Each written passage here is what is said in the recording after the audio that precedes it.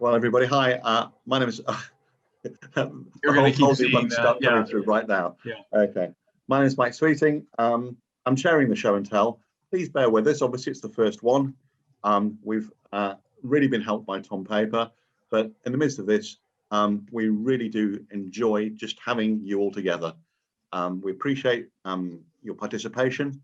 We appreciate the time and effort that the speakers put in it very much as well. And we've got some actually pretty key stuff coming through. So calling it a show and tell is a typical bit of understatement. The bios. You'll find that this whole event is curated. There will be a link to full biographies, full PowerPoint, extra material provided by the speakers, and that'll be held on the cloud, curated by Tom.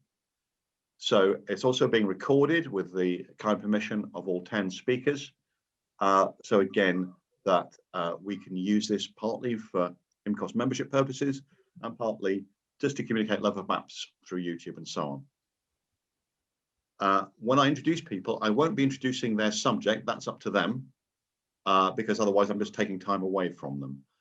Instead, I'll be just saying one or two key things about the person rather than their presentation and a way that speaker should go. Timings, as I'm sure you're aware, it's quite a full program. So you'll be discovering Liliana's bell. Ting our bell, please. Oh, could you ting it again? That was fun. You found it.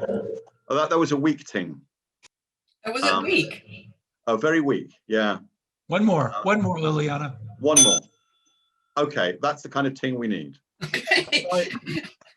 That's a certain amount of muscle power there. But well, as chief tinger, I think you'll grow into the role. So at 5 minutes, each speaker will hear that bell, and they'll also be hearing it again at 9. After 9 minutes, I'll start looking rather sad, and that's the cue to genuinely try to finish.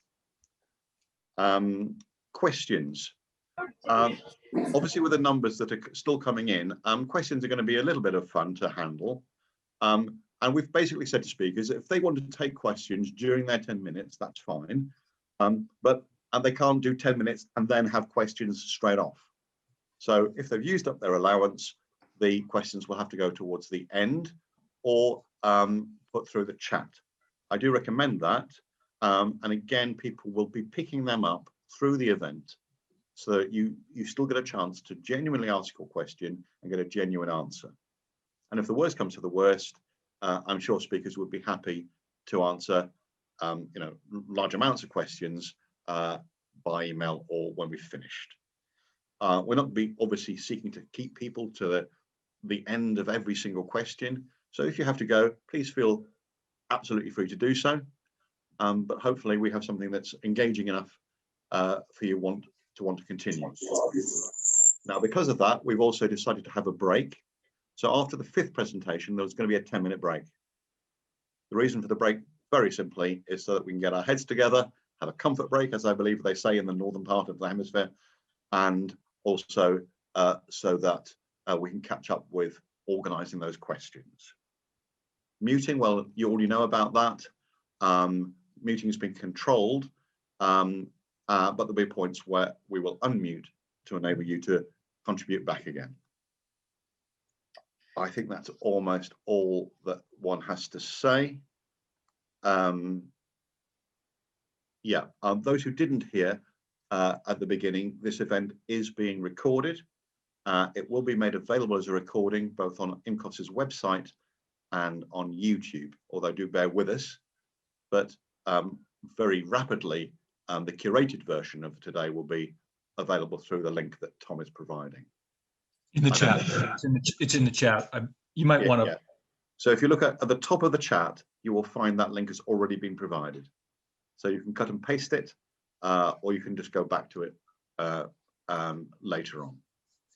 You'll find a great deal in there. Okay, well, without more ado, I would like to introduce our first speaker, who is Dr. Nick Canas. He's internationally recognized as an authority on celestial mapping. He's applied his love of astronomy and his professional involvement in astronautics to inform that. And at this point, I'd also like to plug the updated 3rd edition of his recent book, which you will see, I think, on screen in a moment. Have you got it there, Tom? The book is here. At the end? Yeah. Okay. It was at the front last time I looked. Thank you. So without more ado, can I pass you over to Nick for his presentation? Great. Thank you very much, Mike. I appreciate it. It's wonderful to see you all when I was looking earlier at scanning. A lot of, I won't say old friends, a lot of friends appeared, and that's really nice. I've missed Carol, my wife and I have missed our annual trip to the UK, which we love to do the last couple of years. So hopefully this year we can remedy that. Okay, today I'm going to talk a little bit about pictorial maps. It's sort of the latest thing I got involved with in my collecting. And what are these? Well, these are maps that really focus more on artistry than accuracy. Their intention is to create an emotional appeal that stirs you to something, buying a product, visiting an area, some kind of emotional reaction. They often include humorous or satirical material. They have scale variations to highlight certain areas versus other areas using a variety of text formats. They often have fantastic creatures or cartoonish colors. And the idea is to give an emotional impact on the viewer so that he or she will then want to participate in whatever the map is showing. The next slide is an example of a terrestrial map. This is a pictorial. This is labeled the Daily Telegraph Picture Map of London, produced in 1950. By the way, the heyday of pictorials are generally the 1930s, 40s, and 50s. This shows you the pictures of things to do in London, and it's reasonably accurate in terms of some of the streets, but it's not the purpose of the map. It's to convey images. For example, you notice the bright colors, the subjects of famous, different subjects of famous places. If you want to blow up on the left part of the map, there's the Wallace collection, and up near Regent's Park, highlighted in broad colors is Madame Tussauds. So we're looking at this as a tourist map of what you want to do when you come to London. You want to visit the Madame Tussauds. And the other side of the map, Tom, if you can show me that to everyone, is the Royal College of Surgeons, and it shows a fellow over here, yeah, over here on the left, a doctor, and you can see that image conveys what the Royal College of Surgeons is about. And then there's the usual hallmarks such as Tower of London and St. Paul's and so on. So the idea, though, is to convey this sort of emotional imagery and make you want to come to visit. Along the periphery, for the part of the color and the humor, are borders of vehicles and cartoonish people dressed in the old days style to convey the history, or the late 1940s, about the time the map was done. The next slide is a celestial pictorial map. This is a map that was promoted by, it was done by Lucien Boucher in 1951, and it's published by Air France, it's a lithograph. And the idea is to advertise the Air France's routes. Circa 1951, you see at the bottom with the Earth and the routes stemming out of Paris with the airplane in kind of Art Deco style, which is very popular in the pictorials. So you get some idea of Air France and what they do, but look at the map. The map conveys an emotion to you, which is visit the heavens, visit the sky, join us, fly in the heavens, and you become part of this wonderful mythology of the constellations that appear. In an odd way, these are dominant compared to the routes of Air France, but that's not the purpose. The purpose is to get you excited about flying and make you want to do it. So you see the various constellations in the northern and southern hemispheres, Art Deco style, cartoonish with color, and even some humor. If you can scoot out a little bit, Tom, you notice here there's a plane's coming around one of the Air France planes is coming around the world. Cetus, the sea monster, is about ready to devour it. So you get even a sense of kind of humor and to kind of get you involved with the joy and the pleasure of flying. And in the corner, you see the various winds and angels blowing from the winds. So it's a pictorial map to get you excited about flying. And oh, by the way, don't forget to fly Air France. The last slide I'll show is the next map. This is one of my favorites. This was produced by Merrill Lynch to celebrate the lunar landing. And what you see is a number of pictorial elements here. This was 1969, titled Myths, Maps, and Men. You'll see a number of things. For example, the lunar features on the right, the hemisphere that faces us, they're named for oceans. And so how are they shown on this map? They're shown as ocean of storms with lightning and thunder and the sea of rains, and you see sea monsters floating in. Now, of course, there's no water on the moon, but the idea is to convey the humor of the mapping titles according to the near surface of the moon. You also see historical things like the footprint of the Apollo 11 astronaut there that landed. The Sea of Clouds, you see clouds.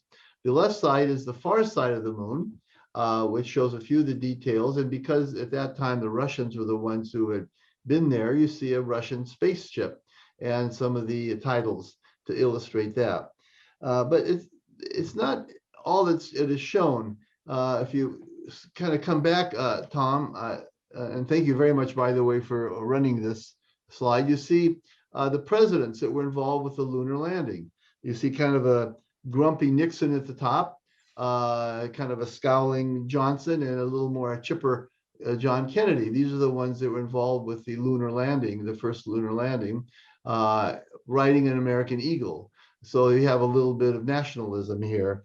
And then in the middle of the image between the two hemispheres, you see a rocket, the Apollo, blasting off to go there. And then, but a number of humorous things are also shown in around the periphery. So you notice to the right of the image, the right upper, the cow jumping over the moon, over to the right upper part, Tom. That's all right. Well, there you see the cow jumping over the moon is the kind of a little humorous element. And down below where Tom just was, you see Galileo looking at the moon amidst some of the clerical people scowling at what he's doing to destroy the idea of the Aristotelian view of the moon that his telescope showed. But because it's Merrill Lynch, they don't want you to forget that they're important too in producing this wonderful picture. So you see a ticker tape, and you see stock market paraphernalia down the bottom next to Romeo and Juliet being enamored by the moon. So you get the idea that still there's a little bit of an advertisement that's overt. Nevertheless, the whole sense of this is to celebrate an event, to show Merrill Lynch as part of that event in the text that's shown below, and to get you excited about saying, gee, this is really kind of a cool map. I want one. And oh, by the way, Merrill Lynch, I can't forget that they're important in producing this map. So this is another pictorial with the intention of celebrating an event. The last one I showed intention is to basically advertise for Air France. This celebrates an event, but along the way, there's an advertisement that's also involved. So those are the three maps I wanted to show you as examples of pictorials. Pictorials have gotten very popular. They're very collectible. If you think about it, the 1930s, 40s, and 50s is the last century. So they're now antiquarian.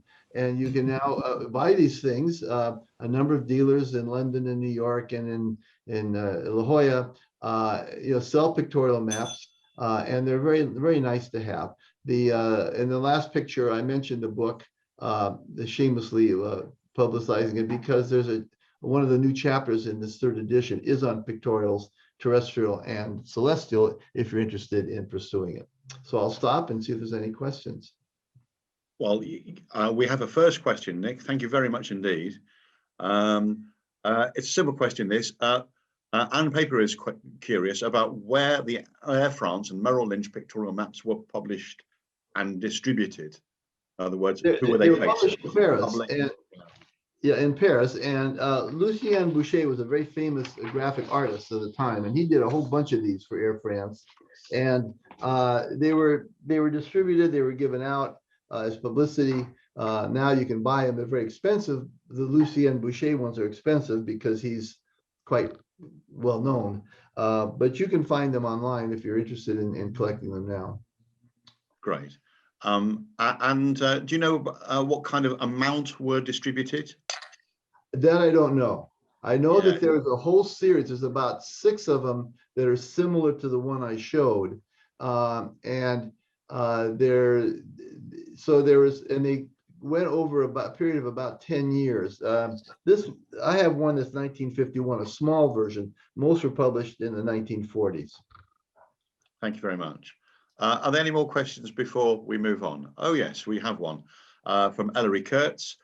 With the rising interest for illustration art in general, would you think that pictorial maps will show the same level of price increases? The same level of what? Price increase. Well, maybe some of the dealers online could comment on that. My guess is they have been expanding in prices. And I know that some of them are still very reasonable, but the Boucher ones, the big ones anyway, are in a couple $1,000 range. So they have increased as they become more collectible, like pretty much anything. But you can still find them in dealers and online in the hundreds or less. Yeah, and if they're classed as miscellanea rather than something else, maybe That's right. better Sometimes prices. Yeah. Excellent. Okay, we're just about there in terms of time. So what I'd like to do is thank you, Nick, and move on. By the way, we're presuming everybody wishes to make effusive thanks to every one of our speakers. So rather than taking lots of time to do that every single time, or you feeling that you need to, you can tell how much work they're putting in. You can tell the level of insight. So please don't feel the need to do that. But somehow, We can type it in the chat. type it in the chat. Yeah, particularly about the chairing as well. Yeah. Okay, let me make one more comment. I have to leave sadly shortly. I'm going to stay as long as I can because I'm in another meeting and I'm presenting at another conference. But I'm going to put my email. If anyone would like to email me about this particular subject, feel free to do that. So. Oh, that's very helpful, Nick. Thank you very much. Good luck with the next one. Okay. Right, folks. We're going to move on now. And our second speaker, many of those in North America will already be familiar with. It's Wes Brown. You'll be familiar with his passion for both mountains and the mapping of mountain areas. He's a person who's often climbed the very things that he's talking about. So I'd like to now hand you over to Wes Brown.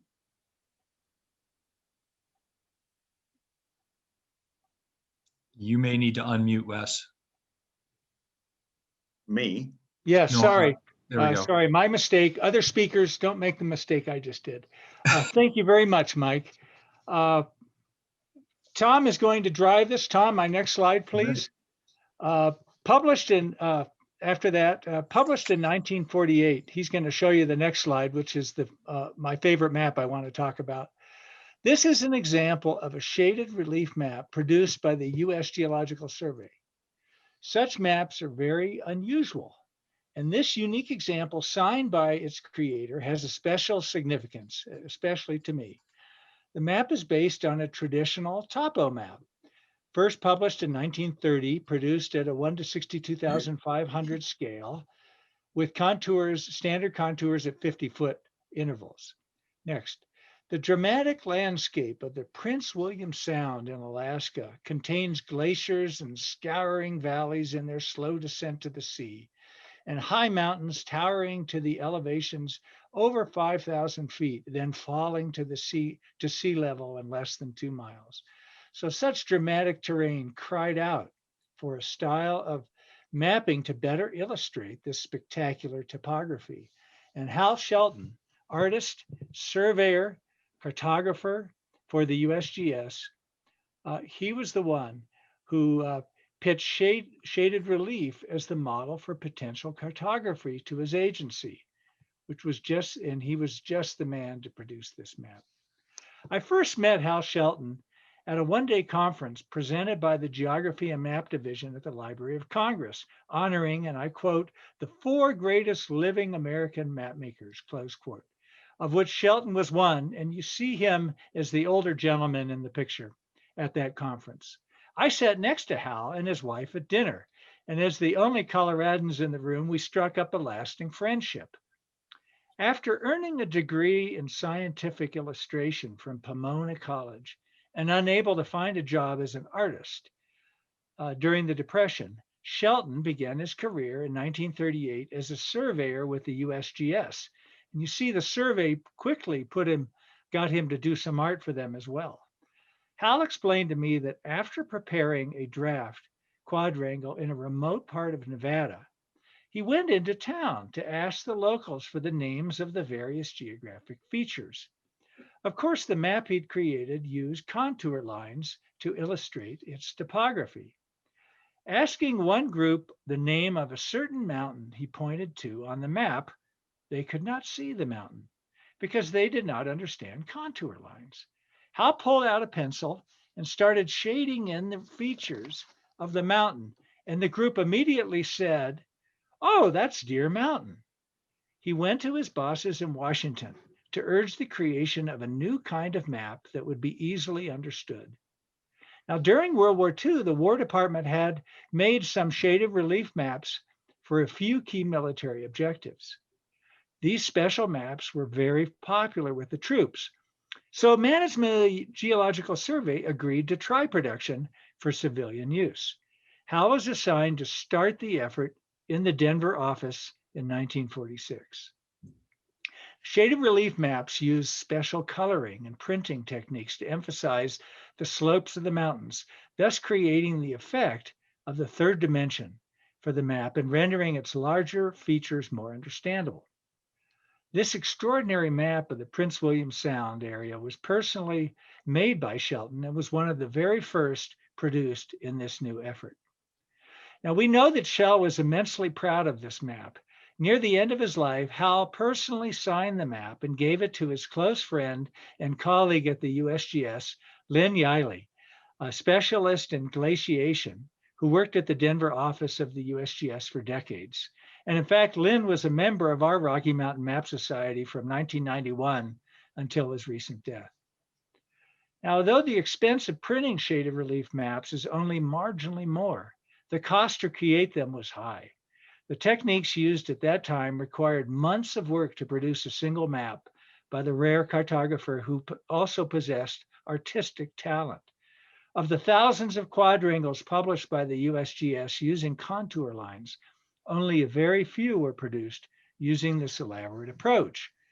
For example, in the dramatic landscape of the state of Colorado, with hundreds of individual USGS topographic maps printed using contours, only 2 maps, the quadrangles of Rocky Mountain National Park that you see here, Pikes Peak, were produced by the USGS using the techniques of shaded relief. Now I'd like to tell you about how Hal went on to produce and introduce another style of map that is popular today. Shelton started experimenting with a new form of cartography using classical art techniques to paint the image of the land in natural color. The publisher would then add features like roads and text in black ink on top. He proposed this new painting approach to the USGS management in Washington, but it was rejected. Shelton resigned in 1949, and the USGS Denver office continued its efforts, producing about 10 shaded relief maps in the old style I showed you per year. Hal was soon hired by Captain L. Ray Jeppesen, pioneer aviator map maker based in Denver that remains the dominant worldwide map maker for aviation to this day. Jeppesen knew that aviators in the cockpit needed to better understand the apparently flat terrain they were flying over. He also realized that airlines wanted their passengers to enjoy their flight, And part of that was to be able to recognize the terrain they saw below. Captain Jepp saw in Hal Shelton just the artist with exceptional sense of terrain, skill in cartography, and strong artistic talent that could create such a map. Shelton started painting as natural color relief maps, and the technique took off. Many airlines clamored to buy his painted landscapes from which they would print route maps. Rand McNally was soon hiring Hal to print natural color topographic paintings along with arch competitor, the Gosha Company. Besides working for Jeppesen, Shelton freelanced for many entities. The young ski industry was taking off and needed a way to promote their business. In the 1960s, Shelton became the first ski area artist in the United States. I've tried to collect several examples of these original posters. One of his most enduring creations is a large panorama of the various ski areas painted for Colorado Ski Country, USA. It was printed in magazines and posters sponsored by Coors Beer and other businesses for decades. Painting a natural color map was extraordinarily time-consuming. The April 1960 issue of Airlift magazine, in an article about Jeppesen and Company, noted, and I quote, "A skilled artist faced with the job of getting mountains, rivers, and highways shaded exactly right does well if he completes 1 square inch per hour. Original artwork for the map of California took 1,500 man-hours." Shelton produced and sold many fine art landscape paintings as well. Many of his paintings received awards, including this one I was able to buy that won Best of Show in a regional art exhibit. It's a very large painting, and although severe terrain, I love it. In conclusion, Shelton had enormous feeling for the land and stated that a successful map allowed a person to, and I'm quoting Hal, smell the mountain and hear the wind. That he painted the Earth's topography with the detail and realism of satellite images requires our continuing admiration. So thank you. I love these maps of his. And we can tell. Thank you very much, Wes. Do we have any questions coming through? I haven't spotted anything myself. I'm going to emphasize something while we're waiting. So I want you to think there are 3 different areas he was revolutionary in. He really was initiated the shaded relief movement by the USGS. Then he initiated this natural color type of mapping. And then he initiated these ski area maps, at least within the United States. So he was a revolutionary person. And actually, having been to a number of these places myself, you immediately filled with a greater sense of place, I think, than you often get with other types of modern map. Yeah, Tom Paper went out and found this actual ski map using the poster that I showed. Some of those posters I was showing you were printer proofs that were sent to him by the printer of his natural image to make sure the color was right before they then put the lines on it. We do have a question. What years was Shelton with the USGS? 1938 to 1949. Okay, great. So quite a long time, really. Anything else, guys? Because otherwise we will seek to stick to time. There are 2 question more from Lawrence questions. Penny. Have these images always been referred to as maps? Oh, that's a good question. But since they're from the U.S. Geological Survey, they call them shaded relief maps. And then these are what you're looking at here. This is the original art that's in the Library of Congress. Ralph Ehrenberg shrewdly purchased 31 original paintings, natural color paintings that are in the LC. So I think of them as maps. Yeah, I mean, I do too. We have another question from Karen Rann, and she's saying, would he have seen or known of Robert Dawson's shaded reliefs, which would be early 1800s? Well, that's something I'll have to learn about. I think it is. Thank you for bringing it to my attention. I did summarize, I did simplify a few things. There are some earlier elements of shaded relief as well. Sure. Well, I think we need to stop there. Any other questions can follow on as we already designed it to. Thanks, Wes. My next speaker is Deirdre Boyes. Deirdre grew up in Africa. It left her with a fascination, not just for that continent, but its environs, and also for the legendary, the quirky and the human aspects, as you will discover when she shares. Deirdre, your turn. Thank you, Mike. The map that I'm presenting is a small map of St. Helena that was produced shortly after Napoleon arrived on the island on the 15th of October, 1815. He remained there until his death in May 1821. I'd like to credit the St. Helena information website for a lot of the information that I'm presenting actually came from that website. So this is the map that it's based on. This was produced by Robert Reed the year before, so 1815, and engraved by Robert Kirkwood.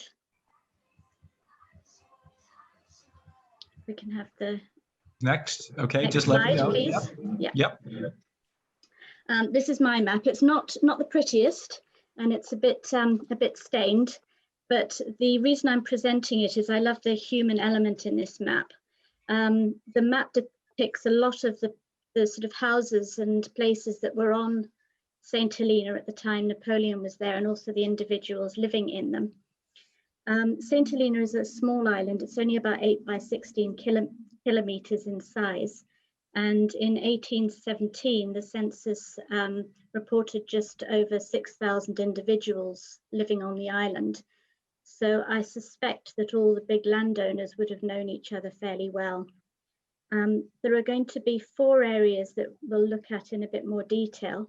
One is the area around Jamestown, which is in the sort of middle of the map at the bottom. And this is the place that Napoleon landed.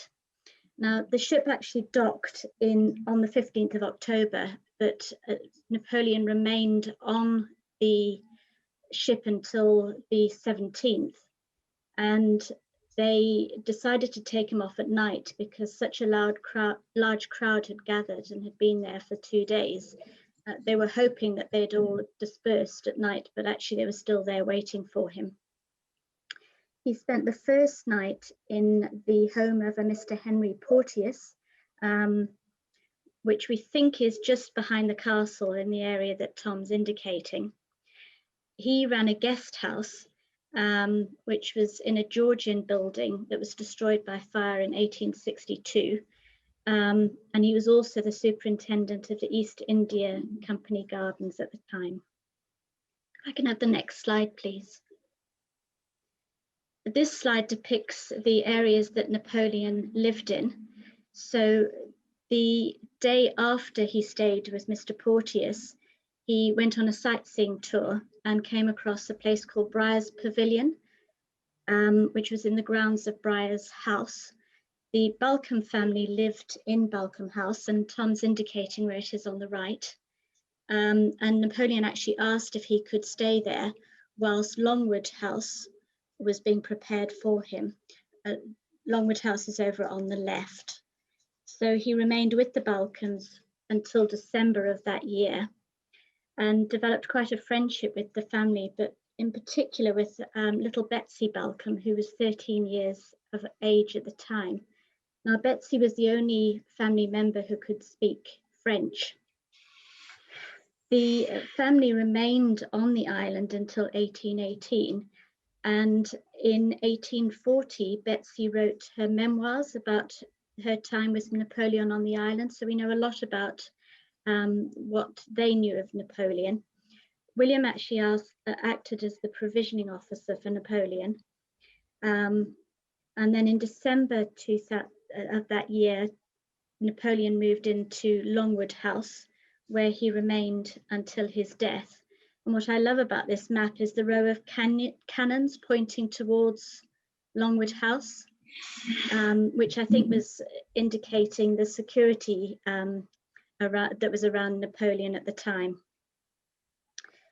Another friendship that Napoleon struck up was with a slave called Toby. Toby was the chief gardener of the Balcombe Gardens and was brought to the island in 1803. Now, his enslavement was likely to be illegal because an act had been passed in 1792 that stated that no new slaves could be brought to the island after that date. He lived in a two-room building with another 20 slaves on the Balcombe estate. When Napoleon left the Briars, he gave Toby the £15, which in those days would have been a huge amount of money.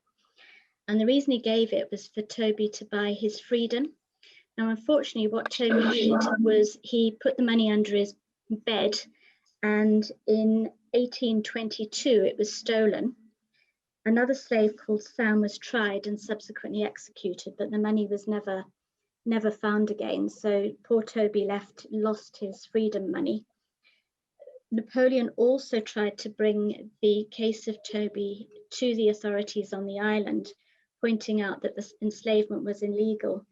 And although an investigation was carried out, neither Toby or any of the other 8 slaves affected was actually freed. If I can have the next slide, please. Now, this slide depicts Plantation House in the center of the map. And Plantation House is the residence of the governor of St. Helena.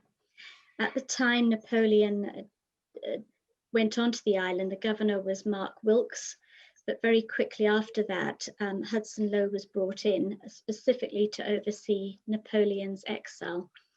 Now, despite the length of time that Napoleon was on the island, Lowe only met him a handful of times.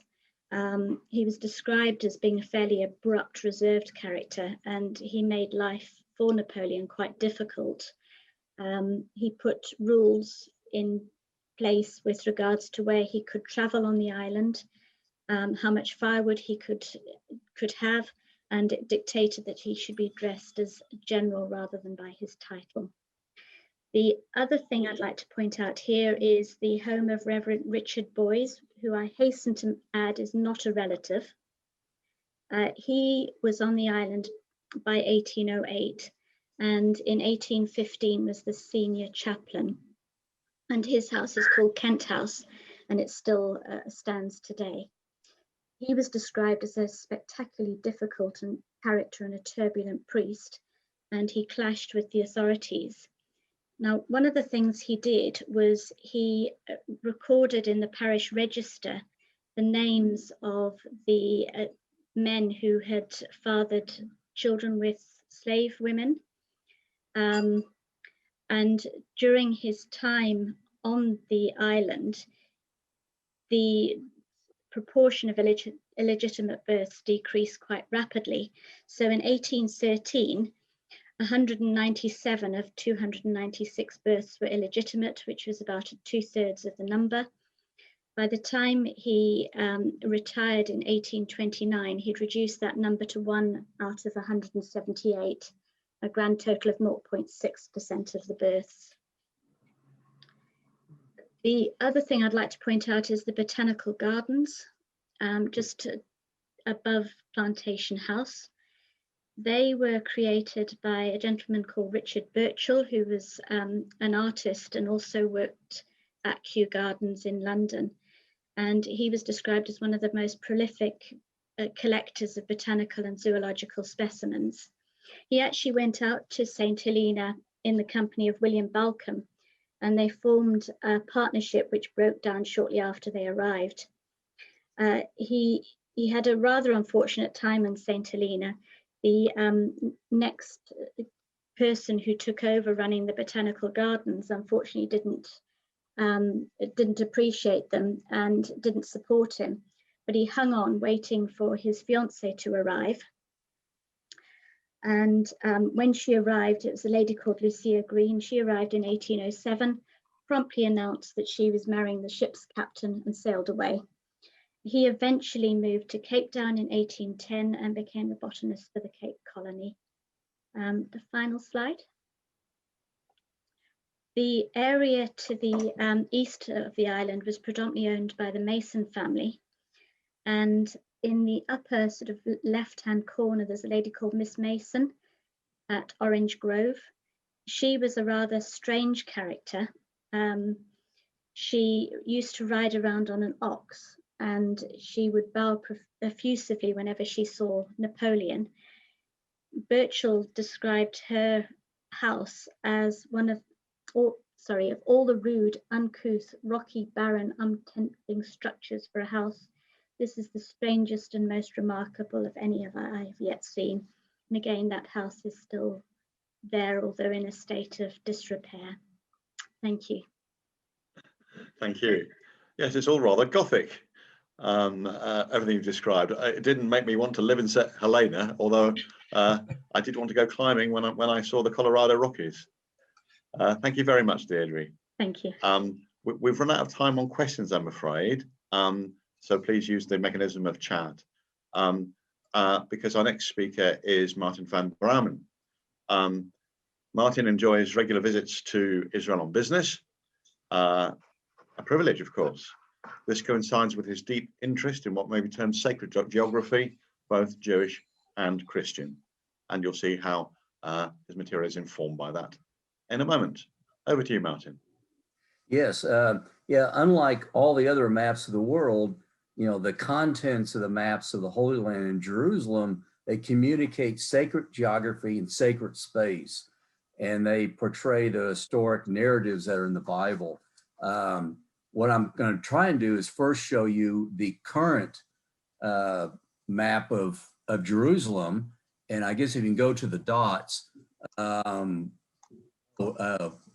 yeah, I want to sort of pick out different points, and then I'll relate that to the map by Como Kio of 1570, and they all relate to religious events that have occurred in the city.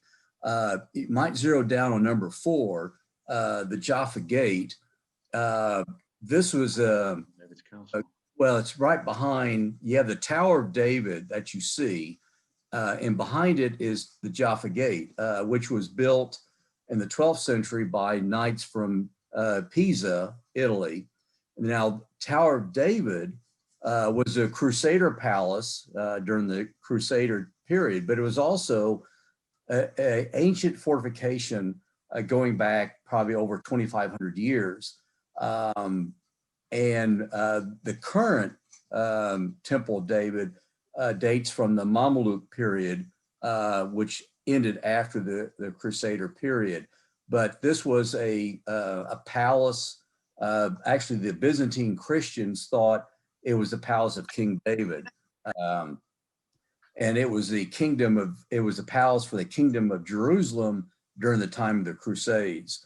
So a very historic place. You zoom back, want to show, I guess in the map, maybe over to number 1, the Church of the Holy Sepulchre. Just if you just pull up nearby and zoom in to number 1, there is the 2 domes. Down under the bottom dome is the French Romanesque front to the Church of the Holy Sepulchre. To the right is basically where they show or enclosed Golgotha. The big dome underneath is the Holy Sepulchre itself, which we'll show in a minute. Now, if you back out and back out in the map, I guess the zoom out and hit number 7, that area. I was going to show you, yeah, and zoom in a little bit more. That is the Ruins Synagogue, or the Hurva Synagogue. What's interesting, there's been a synagogue this is the Jewish quarter since 1583. Of course, it's been destroyed, and then a synagogue was built in 1864 that was destroyed in 1948. Then it was rebuilt. What you're seeing is they call it still the Hurva Synagogue, the ruined synagogue. This was rebuilt a few years ago. Now, if you zoom back out and go to maybe number 8, this is on Mount Zion. And now I'm going to show this on the, of course, the ancient map. This is this Domitian Abbey.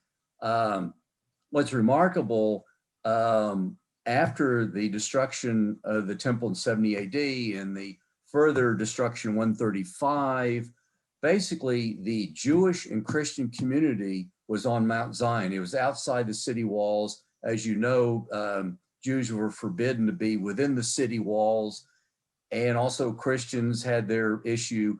The first, you might say, religious place was there. Eventually there were like 7 synagogues on Mount Zion. You also had Christian churches, and in the beginning they worshiped together, and then eventually you had a Byzantine church built, the Hagia Zion, and then later that was destroyed. And then of course what you see now is this abbey outside the Christian walls. Now, if you go back out and maybe We should probably go to the map pretty soon.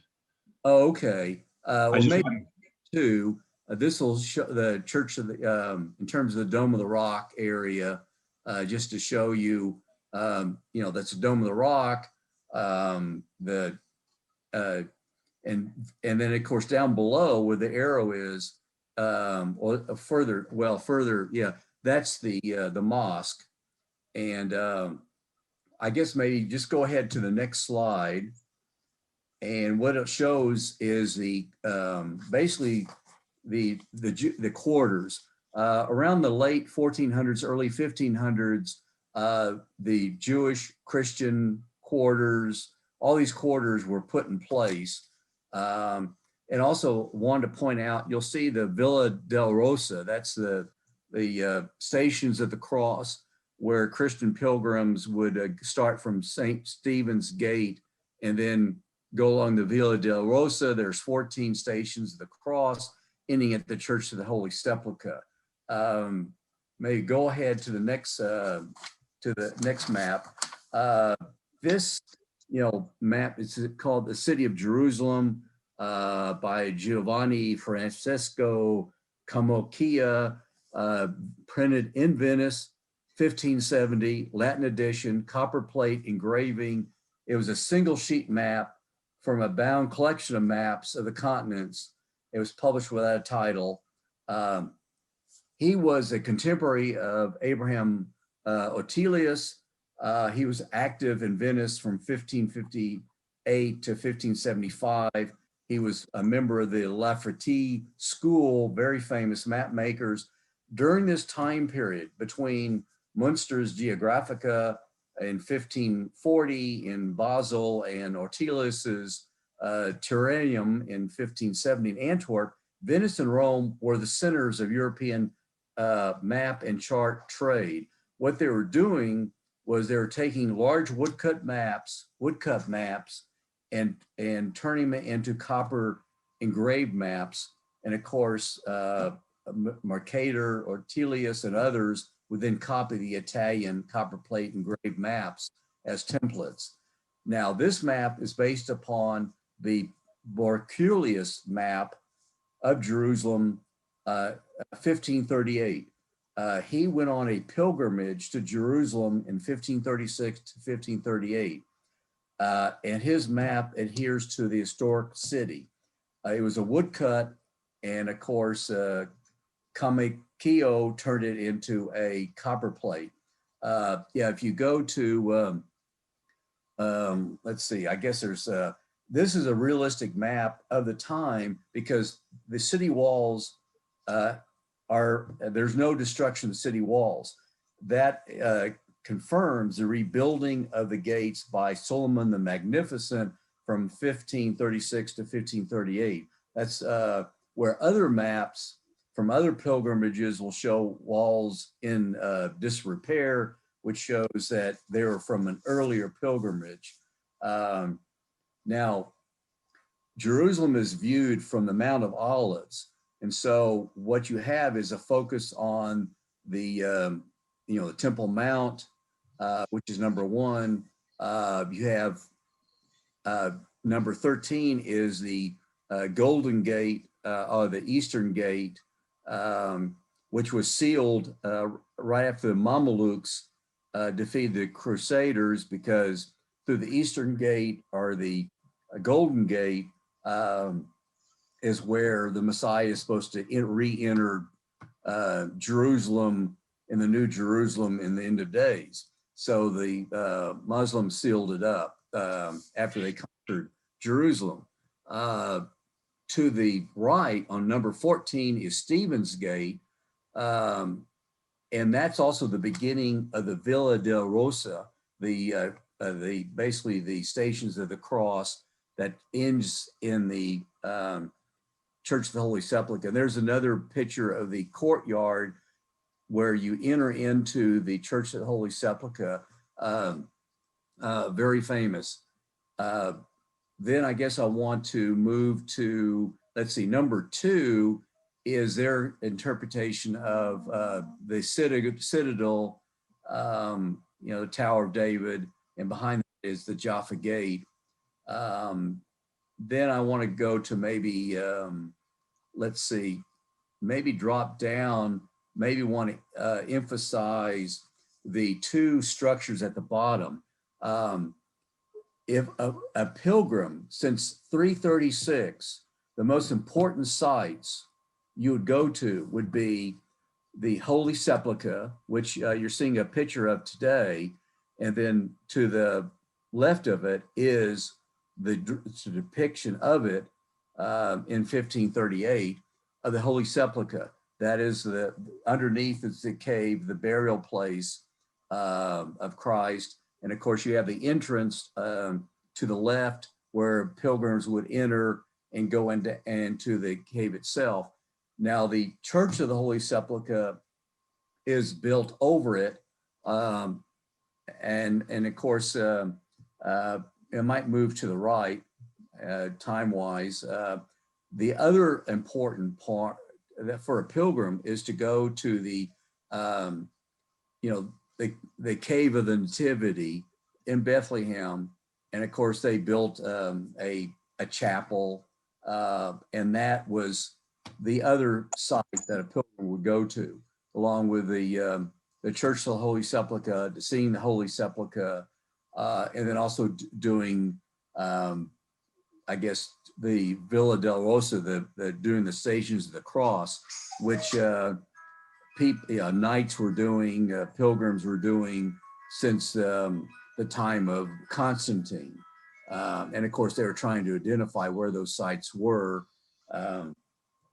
I might, let's see, have time. Number 6. Mike, how are we doing? It wasn't me who was playing all that kind of ding dong music, I'm afraid, Martin. Oh, okay. But it was somebody who was relevant. Okay. I mean, this is fascinating. I've actually been around here with an Israeli paratrooper who had a different view of this place. But could you just close it down now, please? Okay. Number 6. Do you have a final comment to make for us? Oh, I guess final comment. When you look at, Jerusalem today, and you look at the early maps, it's fascinating. The whole history there. I might mention there's 8 Islamic minarets, and of course they were put up to show the dominance of Islam over Christianity and Judaism. It's of course you won't find them today, but during that time period, also you might see a lot of empty spaces, especially around the Damascus Gate. During that time period, there were a number of empty areas that had never been rebuilt after the it's very striking. And then of course you have that's supposed to show a man and a donkey, and I think and also well, anyway, it's and the Damascus Gate, which is down below, is has a big tower, wings to it. Unbelievable gate. a city gate. It was quite a place. But anyway, it's and also this has the Hey, Martin, I'm gonna really have to stop you. Your enthusiasm it's infectious, but okay. And I know Jerusalem's, but you know, in fact, I was at Damascus Gate looking for bullet holes, but other reasons to be there, of course. Yes. Really, we do need to stop because Daniel is hanging on in the wings there, Right. being polite. Please, can you direct your questions using the chat box to Martin? Or if you wish to ask personal questions, like this, you'd need to wait to the end now. Okay, Daniel Crouch. Well, many of you will be familiar with Daniel through his career as an antiquarian bookseller, map seller, but equally, you will probably have come across his enthusiasm for maps and his deep interest in the rare. And that's what you're going to see now, something rare and, in my mind, very exciting. Over to you, Daniel. Hi, good evening. We have the first slide. There we go. I'm often asked what it is that we sell, and my shorthand answer has always been answers to the questions either where are we or what time is it? Intriguingly, maps and star charts tend to answer these separately, although I've noticed of late that Aztec charts tend to answer the two questions simultaneously by showing a genealogy alongside a geography. What fascinates me is that maps didn't actually answer the question, where are we going, until comparatively late in cartography. And it wasn't really until the 1100 BC that you start to see road maps appearing in any form whatsoever. I'm reminded of a comment made to me 10 years ago by the former curator of the maps of the British Library, Tony Campbell, which is that medieval maps come on the market or are discovered about the rate of roughly one every 10 years. And he made that comment to me when we found one 10 years ago. And so in light of that, I was very pleased recently to find a map, a medieval map that had previously been undocumented, although it was actually hiding in plain sight. And if we have the next slide, it's on the Chaworth Roll. And the Chaworth Roll is a 14th century genealogy of the kings of England. And it has been written up and researched in great detail, in particular by an essay by Professor Alex Bovey at the Courtauld. And it's mostly been considered as a work of early English vernacular art. And it is indeed rather beautiful, as you can see. However, as I discovered when I was researching it, it also happens to include second earliest road map of Great Britain. Now, when I started researching it, I thought it was the first earliest road map of Great Britain, but more on that in a moment. Next slide, please.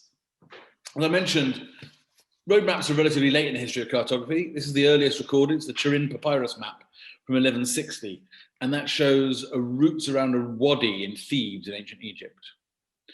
Following on from that, next slide, please. There is the very famous portion of a bit of a shield, which is the Dura Europus map. And this is a Roman soldier's map showing towns along the Black Sea. And it's the earliest map of Europe preserved in any form. And I'm sure you'll all be familiar with the next one, which is the Tabula Peuteringer. Now, what's particularly interesting about this is its warped perspective, and it shows the extent of the Roman road network in the whole of Europe. What's particularly interesting about this, for my purposes, is the only excellent copies, as you can see at the top left there, are missing the British Isles. Which means, and as a resident of the grand city of Oxford, I say this with enormous personal pride, that for most of my adult life, the earliest road map of the British Isles has always been assumed to be, next slide please, the very famous Gough map, which is about 1 mile from where I'm sitting now. And that was done in about 1360 and looks, vaguely familiar from the point of view of the British Isles. However, very recently, this landed on my desk. Next slide, please. It's a roll. It's a roll comprising 9 pieces of parchment joined. And it extends to an astonishing 21 feet or 6.5 meters in length. And next slide, please. That's definitely not mine. Hold on. And if you want to make that slightly larger, you can press play. And it's rather, just to prove that this is not just a video, I have here the scroll in front of me. Oh my gosh. And it starts with these 3 roundels that you can see there. And they are pictorial prefaces to the rest of the Chaworth roll, which is a genealogical roll, as I mentioned, of the Kings of England, extending from Egbert in about between 829 and 839, he didn't have the longest reign, to Edward II in 1307 to 1327. And it's got a little canny stuck-on extension through to Henry IV, rather. And so therefore the roll could be dated for some time between 1321 and 1327 with an extension to 1413. Its text is in Anglo-Norman, and it's one of 4 such similar scrolls, 2 in Cambridge, 1 in the Bodleian, and this one. However, only 1 in Cambridge and this one bear these rather magnificent 4 pictorial prefaces. I'm going to let this roll for a little bit so you can get some sense of what it looks like as it unrolls, because it's a really beautiful thing. And it was made for, it would appear, the children of Thomas Chaworth, vaguely related to the royal line through Maud Chaworth, who married Henry Plantagenet, which is very interesting because he's one of the last figures to appear on the first part of the roll. And Thomas Chaworth had 4 children, John, Joanna, Alice, and Thomas. And funnily enough, these would appear to correspond to the 4 rolls. As I say, 2 in Cambridge, 1 in the Bodleian, and 1 in my bedroom.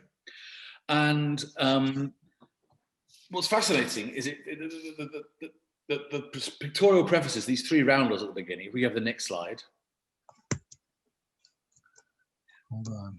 are, when you look at them closely, in themselves, geographic. So the first one on the left there is the one we're going to talk about in a bit more detail. The second one is a depiction of the Wheel of Fortune, and it basically gives the role of chance in the life and ruling of a monarch. And the third one is a map of the Saxon Heptarchy. I'm going to start with that one. And it doesn't look like a map, it's heavily stylized. But if you look at the top, it's orientated with Orient, east to the top. And each of these 7 roundels around it represents, in geographic order, the 7 ancient kingdoms of England that were unified under Egbert. It's often said that Alfred the Great founded, it was the first king of England, but that's just because he had a better name than Egbert, I think. It was really Egbert who unified the 7 kingdoms. And if you take the next slide, you'll see these 7 kingdoms are Northumbria, Mercia, East Anglia, Essex, Kent, Sussex, and Wessex. So at the top of the map there is Kent, with Mercia and Wessex at the bottom. Next slide, please. And I've translated these roundels, and so you can see that around the outside, you can see the cardinal points of the compass, then the names of the kingdoms, and then in each of the internal roundels is a description of the kingdom. So with Kent, Canterbury and Rochester are named, Essex, London and Hertford, and in Northumbria, in East Anglia, you've got Norwich and Cambridge, Northumbria, Durham and Carlisle, and then in Mercia, Coventry and Lichfield, and somewhat curiously, in Wessex, my own kingdom, Bicester, a village which is mostly known for its shopping village these days, gets a mention alongside Salisbury. Next slide, please. Now, the map that's of particular interest here is the map of the 4 Roman roads. And the Roman roads are, working from right to left of the names on the spindles, are Watling Street, the Icknield Way, the Fosse Way, and Ermine Street. Now, these 4 roads were described in the research that was done on this map by Dr. Alex Bovey as 4 Roman roads. Now, they are indeed all Roman roads, but what ties them to this map and makes it so intriguing is that they are, in fact, what separates those from the other 30 or 40 Roman roads that were used for moving Roman troops, is that these went on to become the 4 royal roads. Next slide, please. And the 4 royal roads marked here, and we did a little tube diagram, it's done by my excellent graphic designer, to show you the routes of them. The 4 royal roads were particularly important in uniting the 7 kingdoms, because the king's laws were and the right of the rule of the unifying king were determined by place and by time. And one of the places on which the king's laws and the king's peace, as it was known, was allowed to be, was carried out. And if you broke the king's peace, you were an enemy of the crown, and therefore an outlaw, were temporal for holidays, in person, so the king's staff, and also on the royal roads. So the first truly unifying force of the federation of these kingdoms were these royal roads, and they were enforced by keepers of the peace or justices of the peace who looked after His Majesty's roads, or magistrates. And so the very basic notion of law of the King of England came about through these 4 royal roads. Next slide, please. Think about landing the plane. Daniel, please think about landing the plane. I'm landing the plane now. You can see here that the east towards the top here, the 4 royal roads appear in this format. Next plane, please. Next slide, please. And while I'm researching this, thinking I'm all very excited to have discovered the final, the first earliest British road map, I discover in Matthew Paris's book, which must have about 40 firsts going for it in the British Library, a very similar looking diagram which depicts the same 4 roads, the roads, the royal roads where the king's peace is kept. So why would you use this image on a genealogical roll?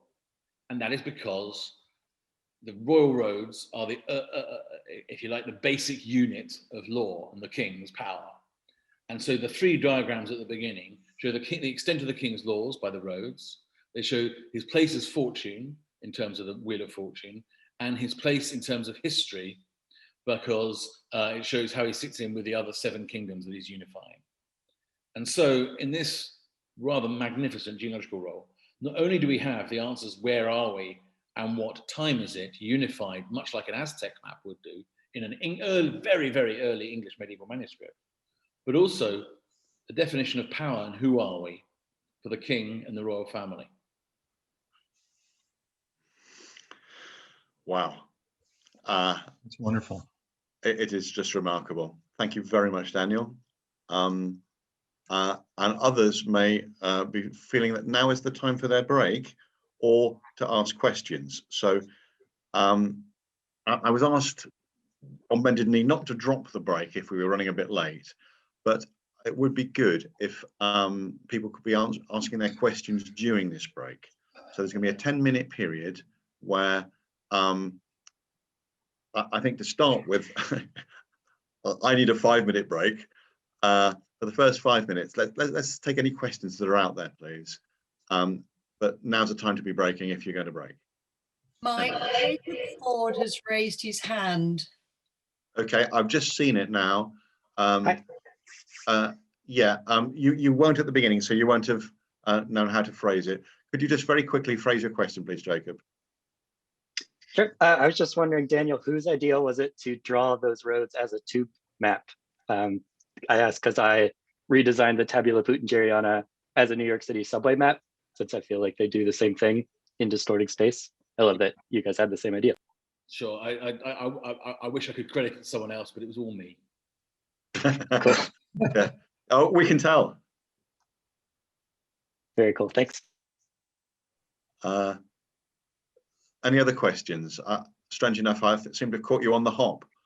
A lot of people obviously wanted their comfort break. Oh, here's Lawrence Penny. Lawrence? Thank you. Yeah. Lovely talk, Daniel. Thank you very much. You credited Matthew Paris in the road map, but I don't, unless I missed it. You didn't credit him in the heptarchy map, because there is a Matthew Paris heptarchy map at the beginning of his most famous genealogical role as well. And I wonder if I don't know about the fortune map. Is there precedent for that in Paris as well? Yeah, the fortune map is not really, it's not a map actually, it's a diagram. Okay, I shouldn't have called it a map. Yeah. But no, so I didn't credit Matthew Paris because there are in fact maps of the heptarchy predating Paris. There are many maps of the heptarchy predating this map as well. However, in terms of road maps, I'd never spotted that road map. And I mean, obviously I know Paris's maps of the British Isles well. I'd never spotted that road map lurking in the in the Additamentum, Additamentorum, I think it's called. And I'd never spotted it before, and I was very, very upset to find it. But in terms of mentioning him here, it was just because he's the only one with precedence of the roadmap. Great, thank you, Lawrence. Hey, Mike, I'm going to step away for a minute. I'll just leave it the way it is. Yeah, well, I need my 5 minutes too, but you can see that Daniel is still here, guys. So if you have a question, can Liliana or Katie access Yeah, I'll them? monitor. You guys go ahead. But we're Thank coming you. back. We're starting at 7:20, correct? Yes, we are. Okay, so make sure everyone comes back at 7:20. We'll see everyone then, 7:20, or you that's the can key stay thing. and ask questions. Indeed. Thank you, Katie.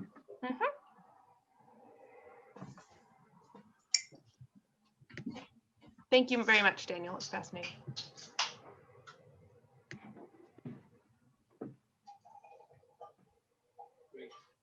I don't see anyone raising hands, so why doesn't everyone just enjoy the break? And then if you do, I will keep watching and see if anyone raises a hand with a question. One thing I didn't say that I could add at this point. Go for it. Is I'm surprised no one asked, because I missed it, is how do you date a roll to 1320? And the great thing about this being a genealogical roll is, of course, the people who appear on it. And the original master who drew it was taken over, presumably working in tandem with an assistant who depicts Edward II's youngest child, Joan of the Tower, who was born in 1321, which is great because it then goes on to show both Henry Plantagenet, who married Maud Chaworth, and Thomas of Lancaster.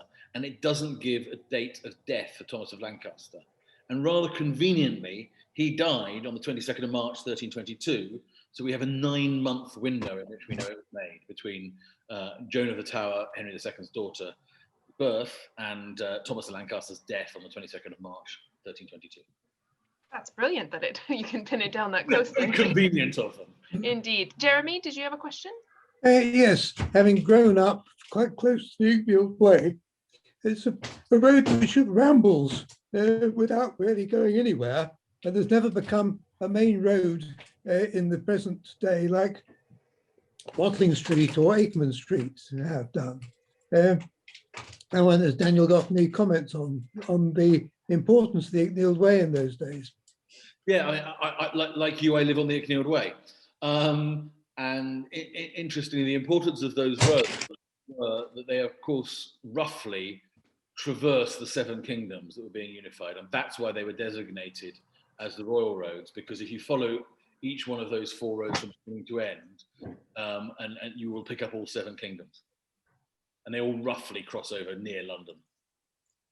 Brilliant. And we've had a question in the chat from Ryan Moore asking about the makers. Do you have an idea if it's a single maker or a team or anything about that? No, it's, yeah, indeed. So the main artist is known conveniently as the Chaworth Master, copies very much from the Queen Mary Psalter in the British Library, which is roughly the same period. And it's much, I mean, it's like the styles are so similar, you can almost imagine them sitting next to each other in the same workshop. And the Chaworth Master is responsible for the first 7 skins. There is then an assistant who appears to fill in the rather boring green lines that join the kings, who works through to about 1322 and then peters out. It's then picked up again by either 1 or 2, and I would say it's a coin toss between whether it's 1 or 2 other artists who pick up the extension to 1413. Much less skilled than the first master, who's really quite a good artist. If you look at that Wheel of Fortune, that's right up there with English vernacular art from the 14th century. There are very few things finer. And if you notice, it's also a rather beautiful oriel window, which is obviously meant to emulate some cathedral. Definitely. And then Ken Habib has a question as well. Hi, Daniel. The question is, well, another question occurred to me is, one is that why did this map, this roll suddenly turn up? And the other question is, do you know? You muted yourself, Ken. Yeah, we've lost Ken, but I think he'll come back in a sec. Oh, sorry, Ken. here I There am. we go. Sorry, go. Here I am. The question is, why did this roll turn up just now? So it's been hiding in plain sight. It appeared for the first time in about 1898, and it was actually exhibited at the Society of Antiquaries. And then it's been in the same family, which is basically by descent from the Chow family, till 1988.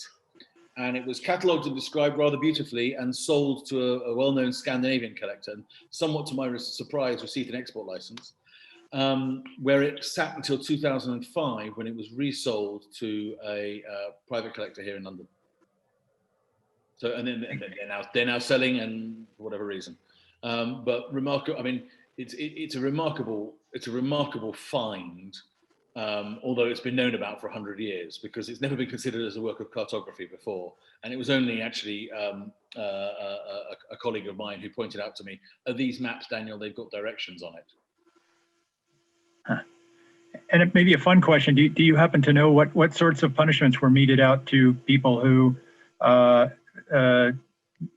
were transgressing on that road, or any of those roads? If you broke the king's peace, you were designated an outlaw, and outlaws were either expelled from the city and the protection of the crown, or if they had broken some other slightly more serious laws, were executed or sent away. I think to remember there was a distance rule, wasn't there? That if you were carrying a weapon within a certain number of feet either side, that counted. That was enough to make you an outlaw. Yeah. Because there was obviously a big problem with highwaymen. Yeah, so it was probably a bow shot thinking about it, wouldn't it be? Although, anyway. All right. Thank you very much, everyone. I hope if those who needed a break got it. And I hope those who asked a question asked it. And we're going to now move on to the second part of our program. Thank you so much. Oh, right. Well, I'm glad I've got another cup of tea then. Okay. Well, everybody can see before me that Mark Rogers is our next presenter. I had to resist my tendency to be rude about people I know more. What we need to know about Mark, changing my position, deciding not to be rude, is that he also is a lover of the wilderness. You can see it in the fact that he collects Antarctica, and he has visited a number of such places when he was in the Royal Navy. So without any more ado, over to Mark Rogers.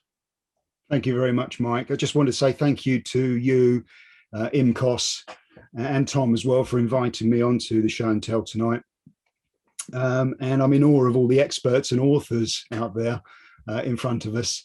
I'm by no means an expert. I'm more of a collector, but I'm on a steep, long learning curve. Okay, next slide, please, Tom. So the agenda is a short biography of myself. I'll try not to dwell on that. And then I've got very kindly two items I'd like to talk about. A paperweight globe by globe maker J. Forrest, circa 1910. And item 2 is a map of Deception Island by Lieutenant Edward Nicholas Kendall, Royal Navy, circa 1829. So I started my career then in the British Royal Navy as a weapons engineer around about 1984. I'm now a manager for London Underground, working in electrical power distribution, and I've been working in the industry for about 37 years. My love of map collecting started over 23 years ago with a trip to the Carson Clark Gallery with my wife in Edinburgh in Scotland. And after about 3 hours, a big pile of maps appeared under my arm, and I've never looked back. In the last 12 months, I've also started collecting globes and cartographic reference books and material. I've been a member of IMCoS for about 15 years. I'm currently the photographer for IMCoS events, and my collecting area of interest is Antarctica and the Southern Hemisphere. So my first item, a paperweight globe by globe maker J. Forrest. J. Forrest flourished between 1890 and 1929 approximately. J. Forrest made a large variety of globes in the 19th and 20th century, largely for school use, but also for home use. Not a lot of information is known about this globe maker, at least not that I can find.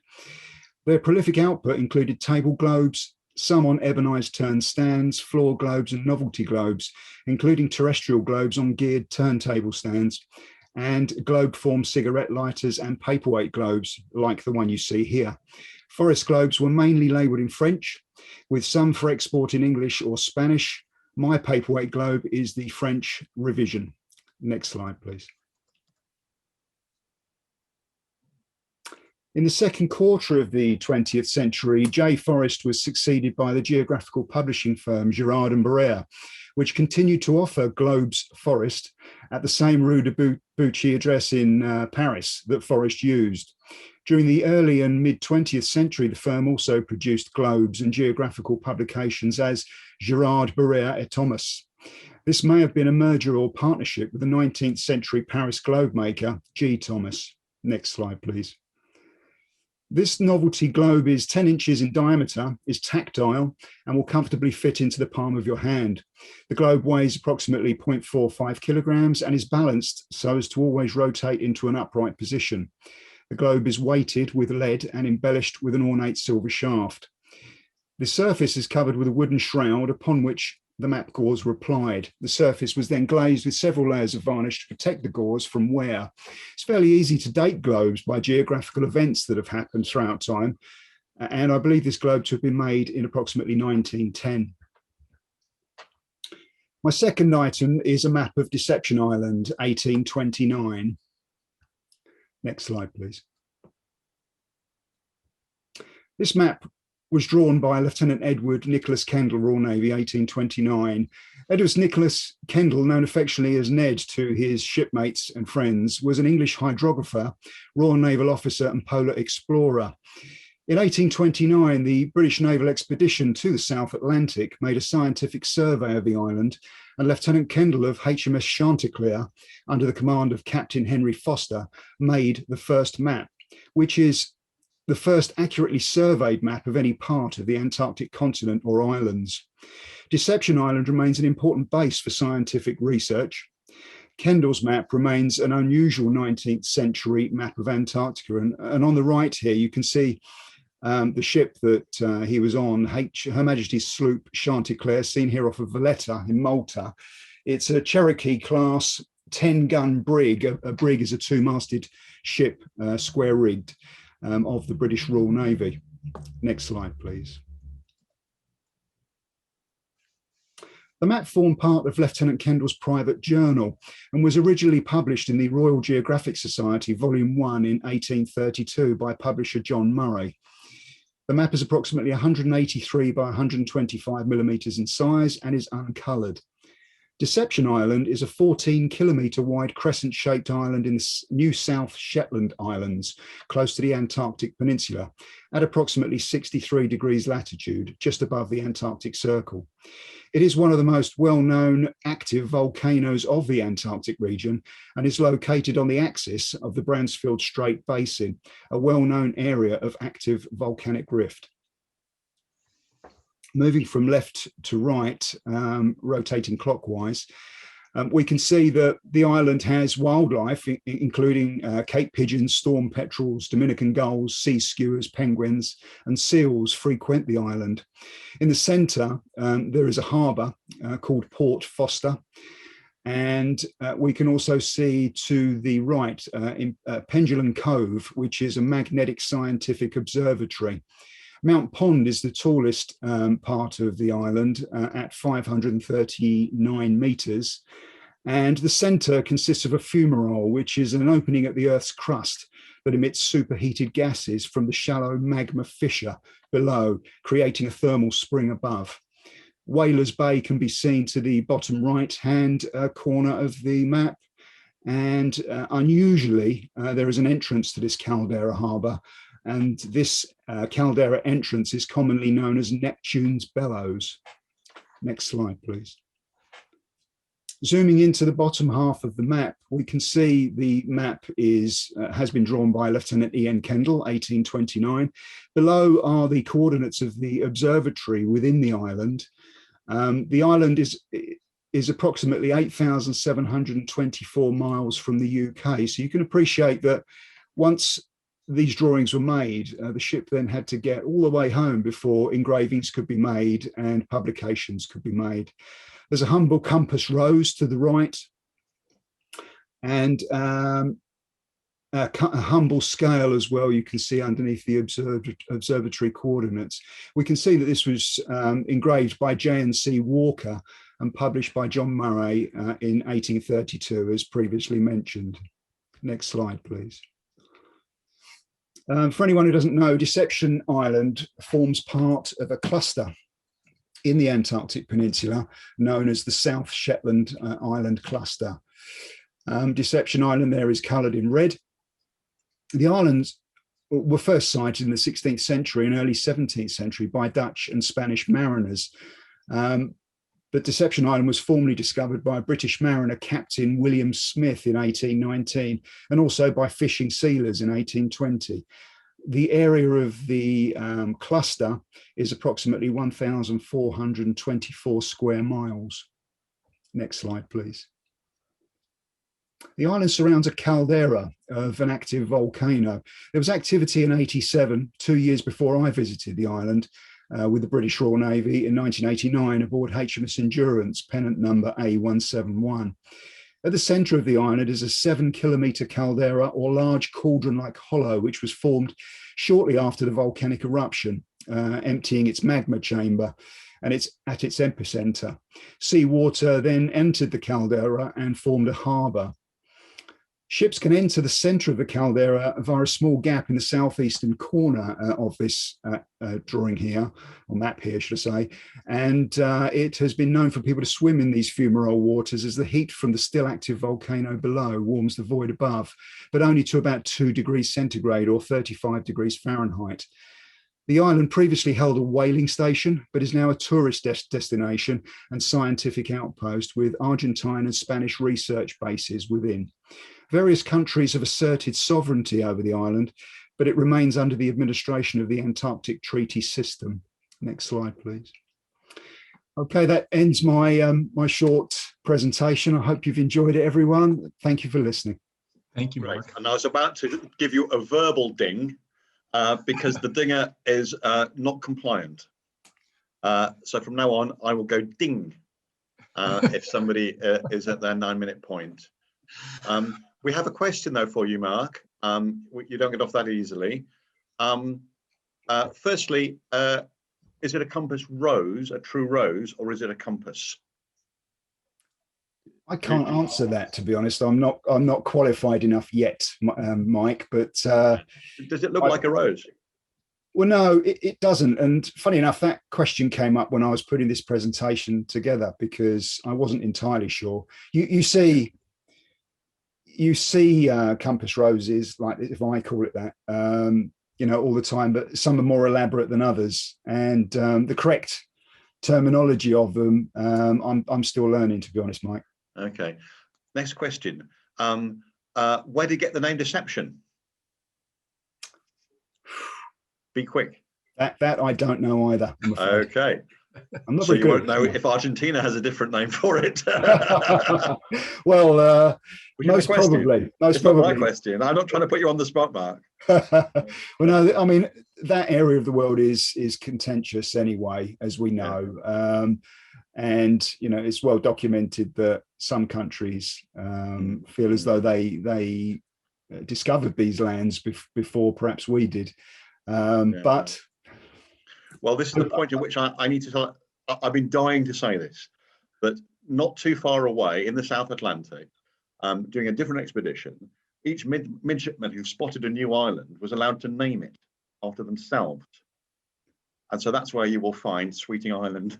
Ah, brilliant. Because one of my ancestors was midshipman of the day. I shall look that up. Please, yeah, you can tell me more than I'm fibbing about it. Thank you, Mike.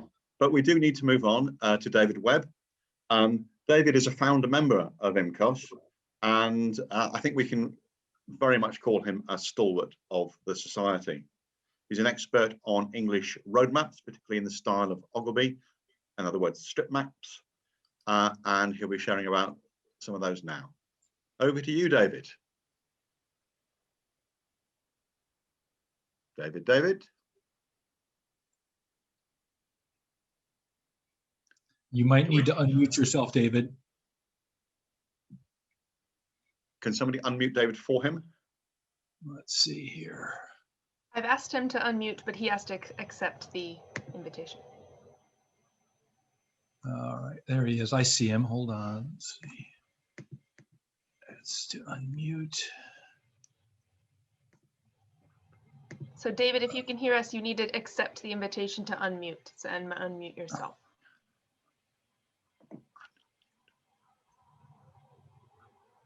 So it's the, there you go. Good There job. you go. You Yeah. hear me now? Yes. Yes. Definitely. We can't see you yet. Can others see David? I think we will when he starts talking. Can I, Okay. start talking? Yep. Just keep going. Good job. Right, your 10 minutes start now. At one of the early IMCoS dinners, I sat next to Dr. Isla Campbell, and she asked me during the evening whether I was planning to do anything else in London.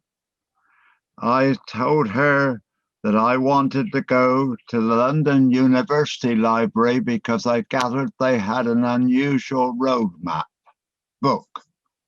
She said, "Tell them I sent you." So I went to the library. They got the atlas out for me and I looked at it and went through it. And then I asked them, "Can I photograph it?" And they said, "Yes, we will find you a room on your own so you are not disturbed." So this is now sometime later, I rang Doreen Green and she said to me, "There's a letter in the post for you. I've got an unusual road map, which I haven't seen before, and I thought you might like it." And this is the map.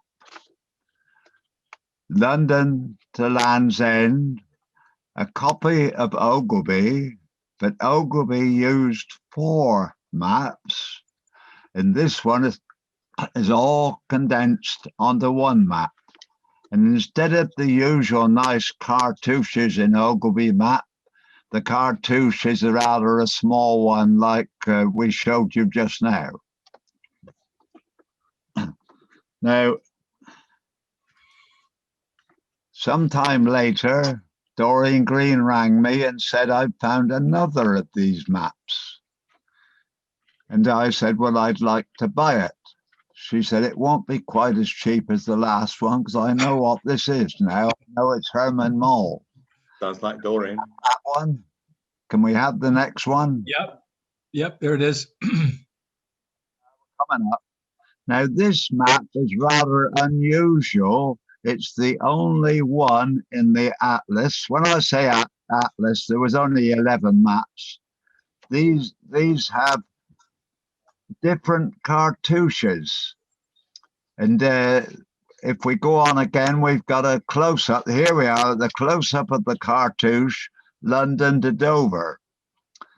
This map only covers 3 of Ogilvy's roads instead of 4 like the other one. Now, during my research, I found that the British Library, in fact, do have 2 maps from this atlas. But from the notes of J.B. Harley, I would suggest, the same as he says, that these 2 maps were issued early to try to drum up interest on the Herman Mole's roads. Herman Mole only produced, trying to find my notes, Herman Mole only produced 11 maps in his atlas, but he covered 47 of Ogilvy's maps. But where the British Library have 2, and that I said they were most likely sent to drum up interest. And I've also found in my research that Philip Burden, in his private collection, he has an atlas similar to this one. But his atlas, instead of just having a map of England and Wales at the beginning, has an extra map of Scotland and an extra map of Ireland. Now, the British Library also have another atlas by Herman Mole. but these are continental roads. And its date is 1732. The previous atlas, which I talked about first, is 1718. But this map, this atlas in the British Library has 17 maps, and they're, as I said, they're all continental roads, except there is one or two that cover a little bit of England or British Isles. There's one map of Ireland covering 2 roads in Ireland. There's another map which says London to Inverness, but then Ogilvy never went into Scotland like this. And then there's another map, London to Paris, which of course will show you London to Dover.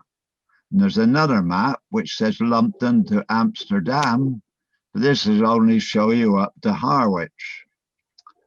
Now, if anybody has any questions, I'll do my best to answer them. Thanks very much, David. Yeah, some interesting maps there. Very rare. They're unusual. Yeah. Yeah, that's the better word, isn't it? Yeah. I think they're very scarce. I've only seen one of them before in my entire life. Questions for David? I was curious about the coloration that's on the map here, like this color here where it changes. It shows 2 colors, David. The coloring? Yeah, you see the coloring here on the screen, right? Coloring is where the counties change. The little strips of coloring. This is up to, where it's up to the bit that you showed just now would be up to Surrey, and then when you check when the colouring changed, little strips of colouring, you would change into another county, Kent. And for some reason they just put 2 little strips of colouring each time you changed into another county. There'll be different bylaws probably. We have a question for you from Lawrence Penny. If they're 1718, David, does that make them the earliest re-engravings of Ogilvy? Pardon? Does 1718 date make them the earliest re-engravings of Ogilvy? This one is 1718, and of course, I think we believe that the people that were financing Herman Mall pulled out and started financing Owen and Bowen, a bit of Depictors. So then Herman Mall didn't have enough finance behind him to complete his atlas. So he only did 11 maps and covered less than half, just under half of Ogilvy's maps. That's what we believe. Okay, so that means they would be physically the earliest, I think, in the answer to your question, Lawrence, but not in general publication. We've got time for one more question if we're tight. If we don't have it, we're going to move on. Thank you very much indeed, David. Oh, Katie, we had a question. Was that a question from you? Oh, it's a thumbs up. Yeah, yeah. You're welcome to sign any kind of encouragement you like, people. Great, because number 8 on our list today, which I think you'll be impressed by the depth of, Joseph Sciero. He's the Honorary Secretary of the Malta Map Society. He's a conservator by profession, and of course you can see how that would inform one's map collecting. Again, I won't steal his thunder by talking about his material, which I was about to do, having promised not to. Over to you, Joseph. Thank you. Hello, everyone. Hello. Hello. Hi, Joseph. If you go to the first slide, I thank Tom for this. He's showing where I live, and Malta is in the center of the Mediterranean. It's actually in the narrowest part of the Mediterranean. and we are a population of 500,000 over an area of 300 square kilometers. And we are so much in the center of the Mediterranean that sometimes we're called, Malta is called the navel of the Mediterranean. On this slide, Tom zoomed on the church, which we're going to see, which is Halmushi, which is in the center of the island. And you can see it from the outside there on that slide. And you can also see it on the inside. Now that chapel was built in 1765, but the map which I'm going to show you, we're going much further back in time, and we're going to 1691, when the Malta was governed by the Knights of St. John. And you know, the Knights of St. John came to Malta in 1530 and left the island in 1798. Mark Rogers kindly showed us Valletta with his portrait of that ship schooner. Incidentally, that was probably by a Maltese artist, Nicola Camilleri. Anyway, this is an interesting map because it is a manuscript map. It's a large map, and I think it is 55 by 80 centimeters. It's glued on 2 large pieces of paper, and then it was folded to be put inside a folder with a report. Unfortunately, the report is missing. It is tied with a murder. So this map was drawn after a murderer sought refuge in that chapel which we're seeing at the center.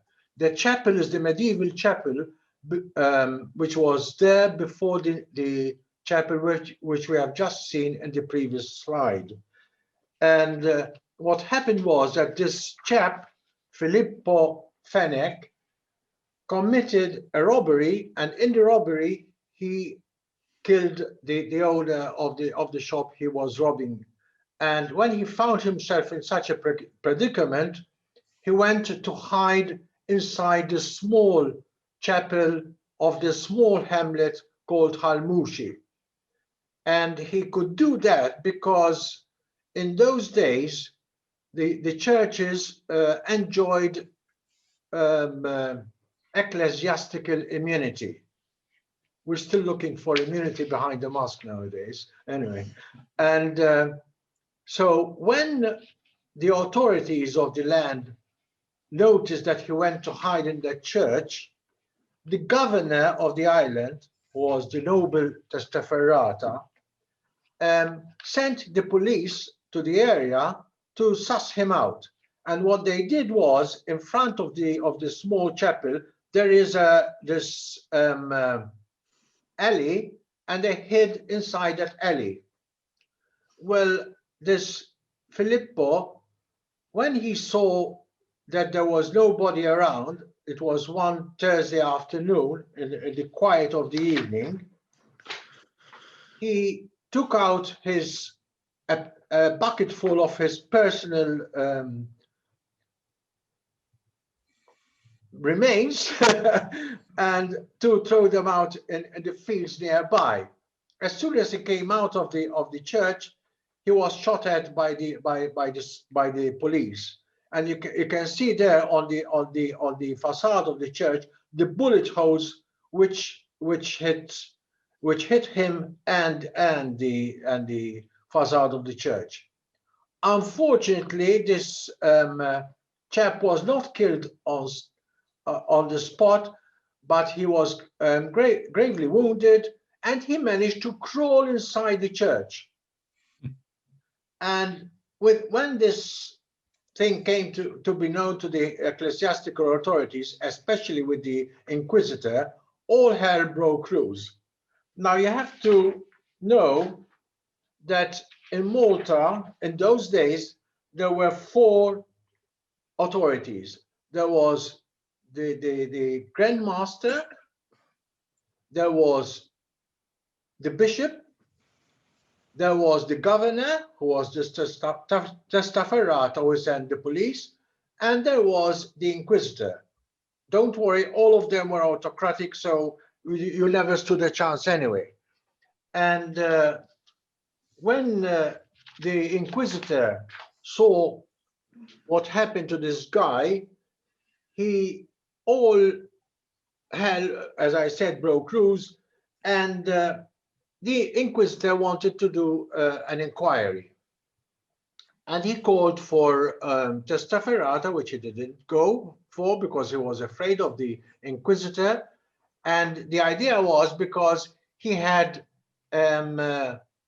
abused his authority because the ecclesiastical authority was higher than the civil authority. And when this inquisitor did an on-site inquiry, this testaferrata, if you zoom out, prepared this map to show that he actually shot at the person outside the church. You can see in front of the church, there is a parvis and a low parapet wall. Since that was also used as a cemetery, it was still holy enclosure. But he said he was shot outside that area.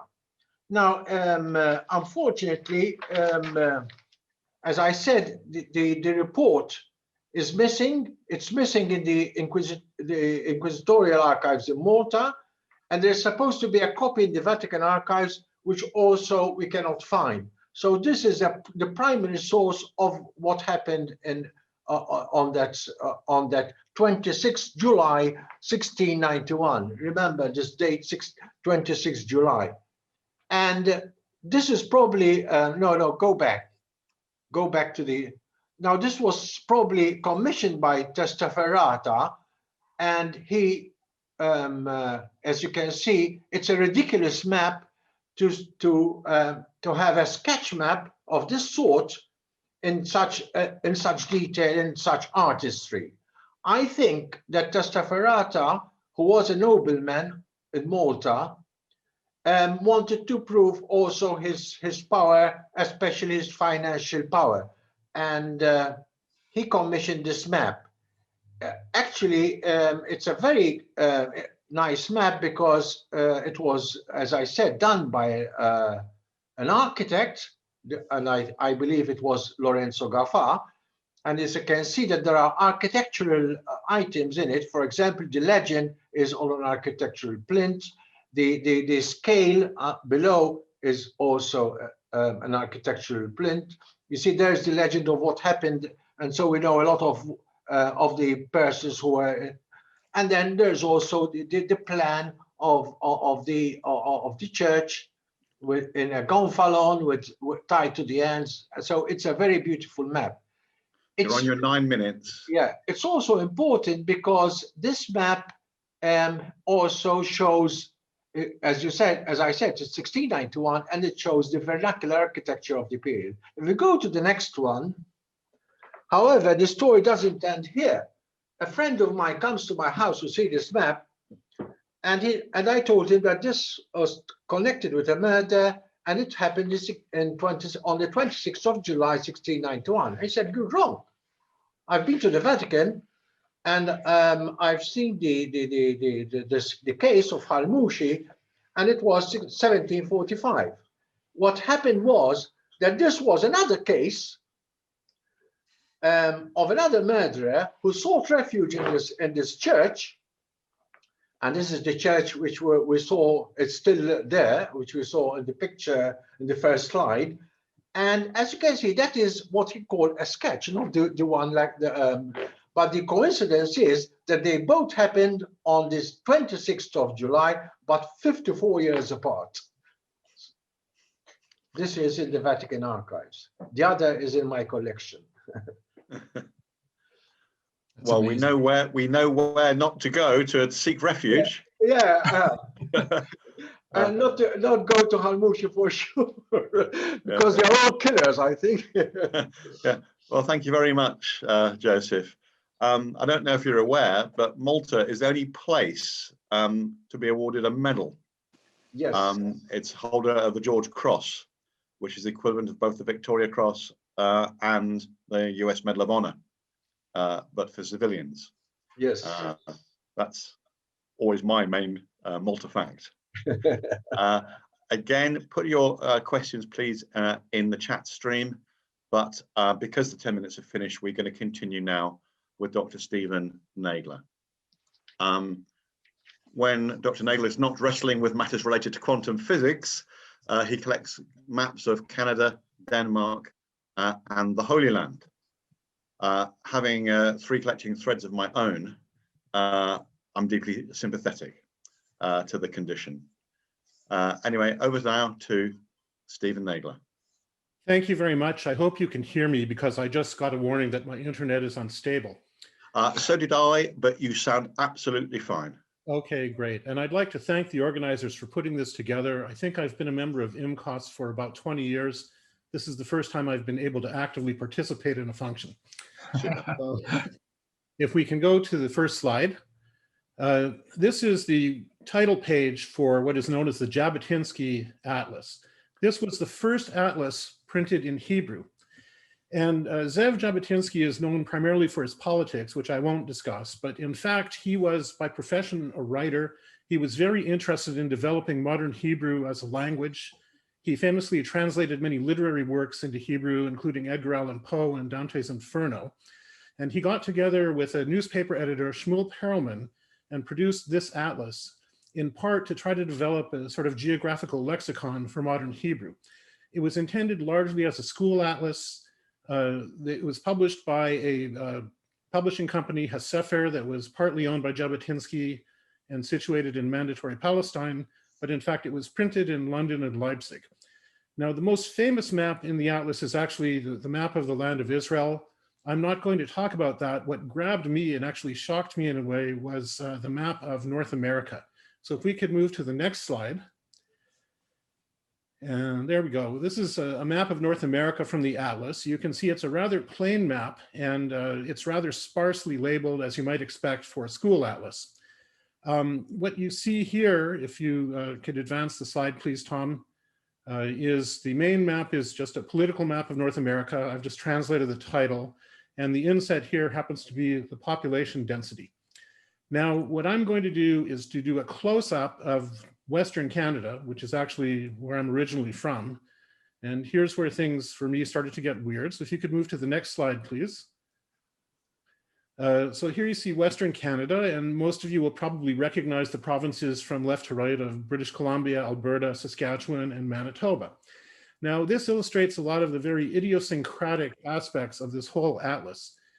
For example, the geographical features in some cases are translated from whatever language into Hebrew, and in some cases they're transliterated, and it doesn't make any sense whatsoever sometimes. If you go to the next slide, you can see I've put labels on. Great Slave Lake is in Hebrew translated as the lake of slaves that is big, literal translation. Peace River is translated as Nahar HaShalom, a literal translation.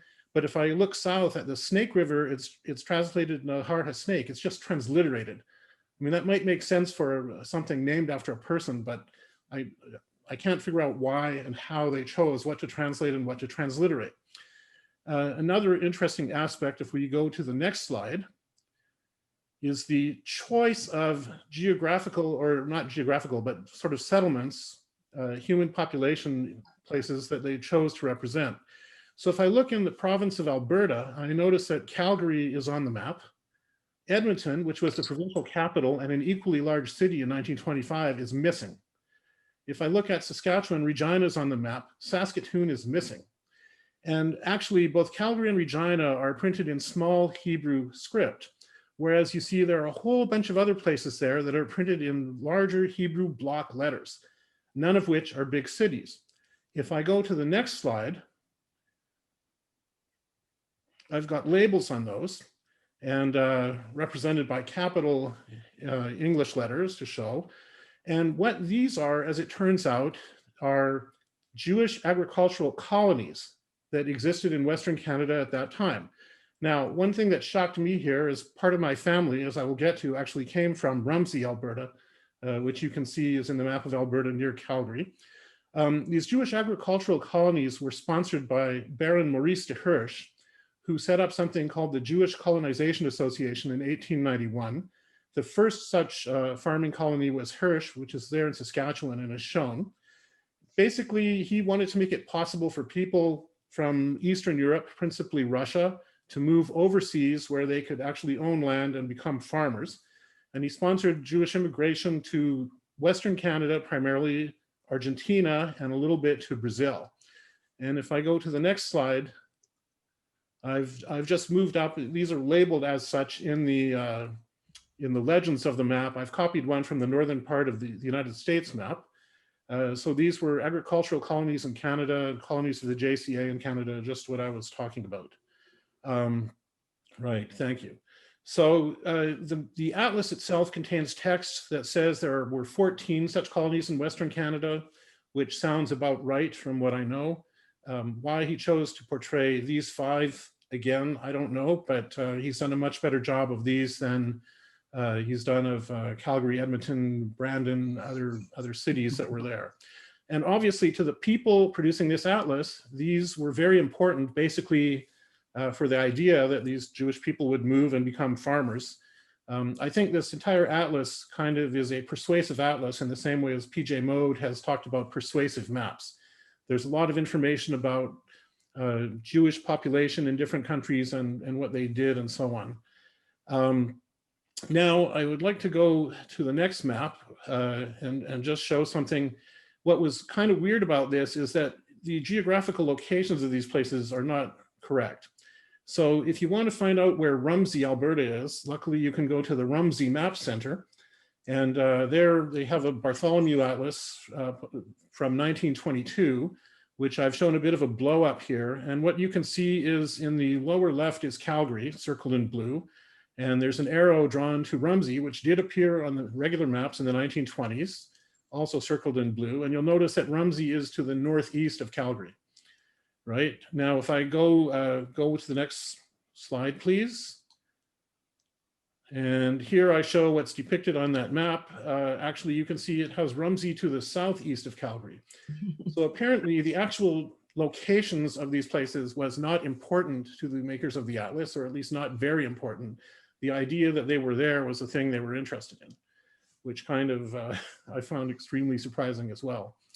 Now, finally, just to show you what Rumsey was like, here's a picture, a scene from Rumsey taken in the 1930s. This is actually a family picture. The man on the right is my grandmother's first cousin. And this picture is actually rather well known. It's appeared in a lot of displays such as they exist about these Jewish farming colonies.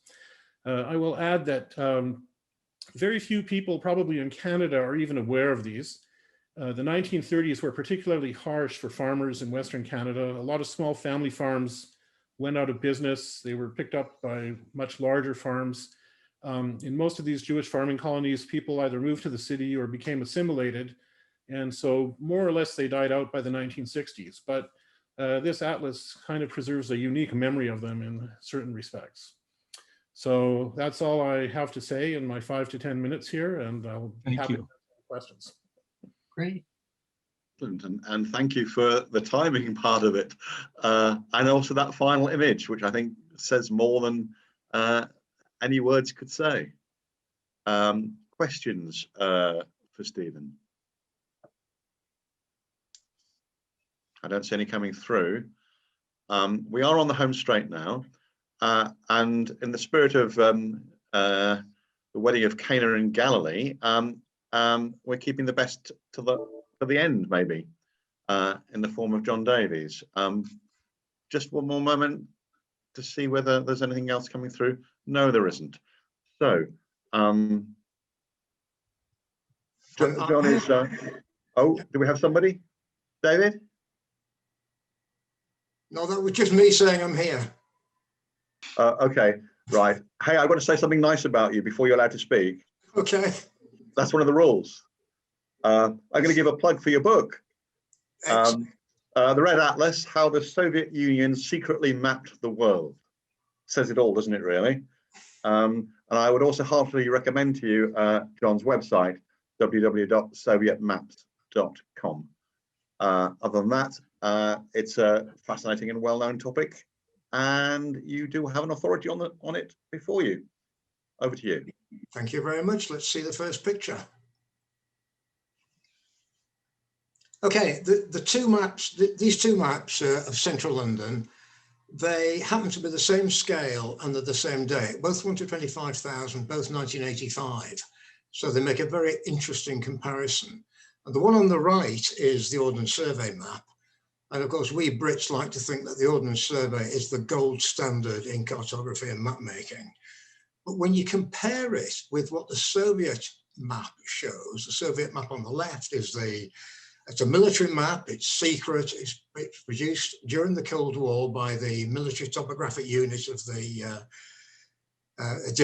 General Staff of the Red Army. And they've not only collected a huge amount of information about central London, but portrayed it on the map, depicted things on the map brilliantly. So they show far more information than the Ordnance Survey shows, and they show it in a form that's very easily assimilated, very easy to understand. Once you've learnt their conventions, their symbology, their colouring, then you can interpret that map brilliantly. And I'll just tell you some of the things that are on the map, and then we'll think about the map more widely. But for example, on the lower side of the map, we see the River Thames. The name is in uppercase, so that tells us immediately that it's a navigable river. Just south of that, there's two arrows. One arrow tells us that it's a tidal river. The other one shows us the direction of the flow of the river. You'll notice that the streets are named, which they're not on the Ordnance Survey. You'll notice the footprints of the buildings are shown correctly, which they're not on the Ordnance Survey, they're generalized. You'll notice there's where the arrow just is hovering now, you'll see a road tunnel linking Waterloo Bridge with Kingsway. That's not shown on the Ordnance Survey map. You'll notice tube stations, there we are, the little letter M for metro shows tube stations, and they're named. Again, they're not on the Ordnance Survey map.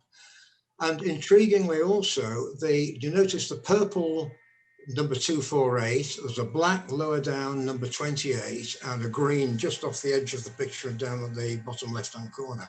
So what the map makers do is identify a number of what's known as important objects. They're color-coded on the map, purple for governmental or administration, black for industrial, green for military significance.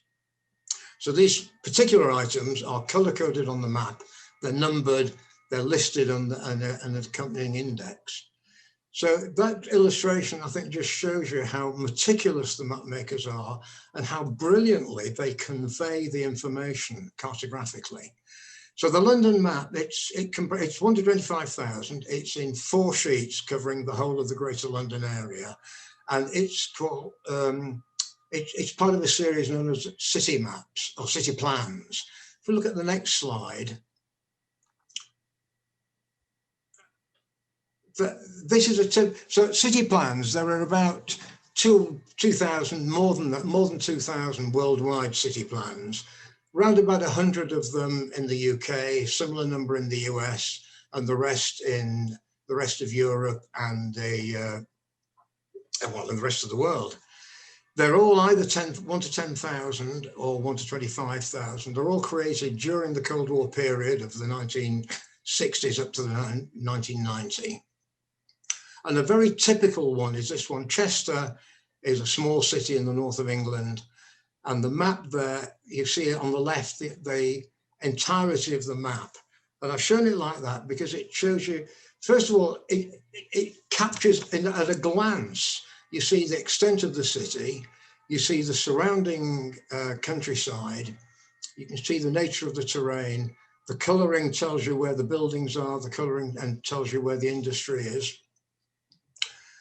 And the style of the map is very, very fixed style of map. On the top of the map is always the name of the city, in this case Chester, accompanied by a code. In the case of Chester, the code is N30103.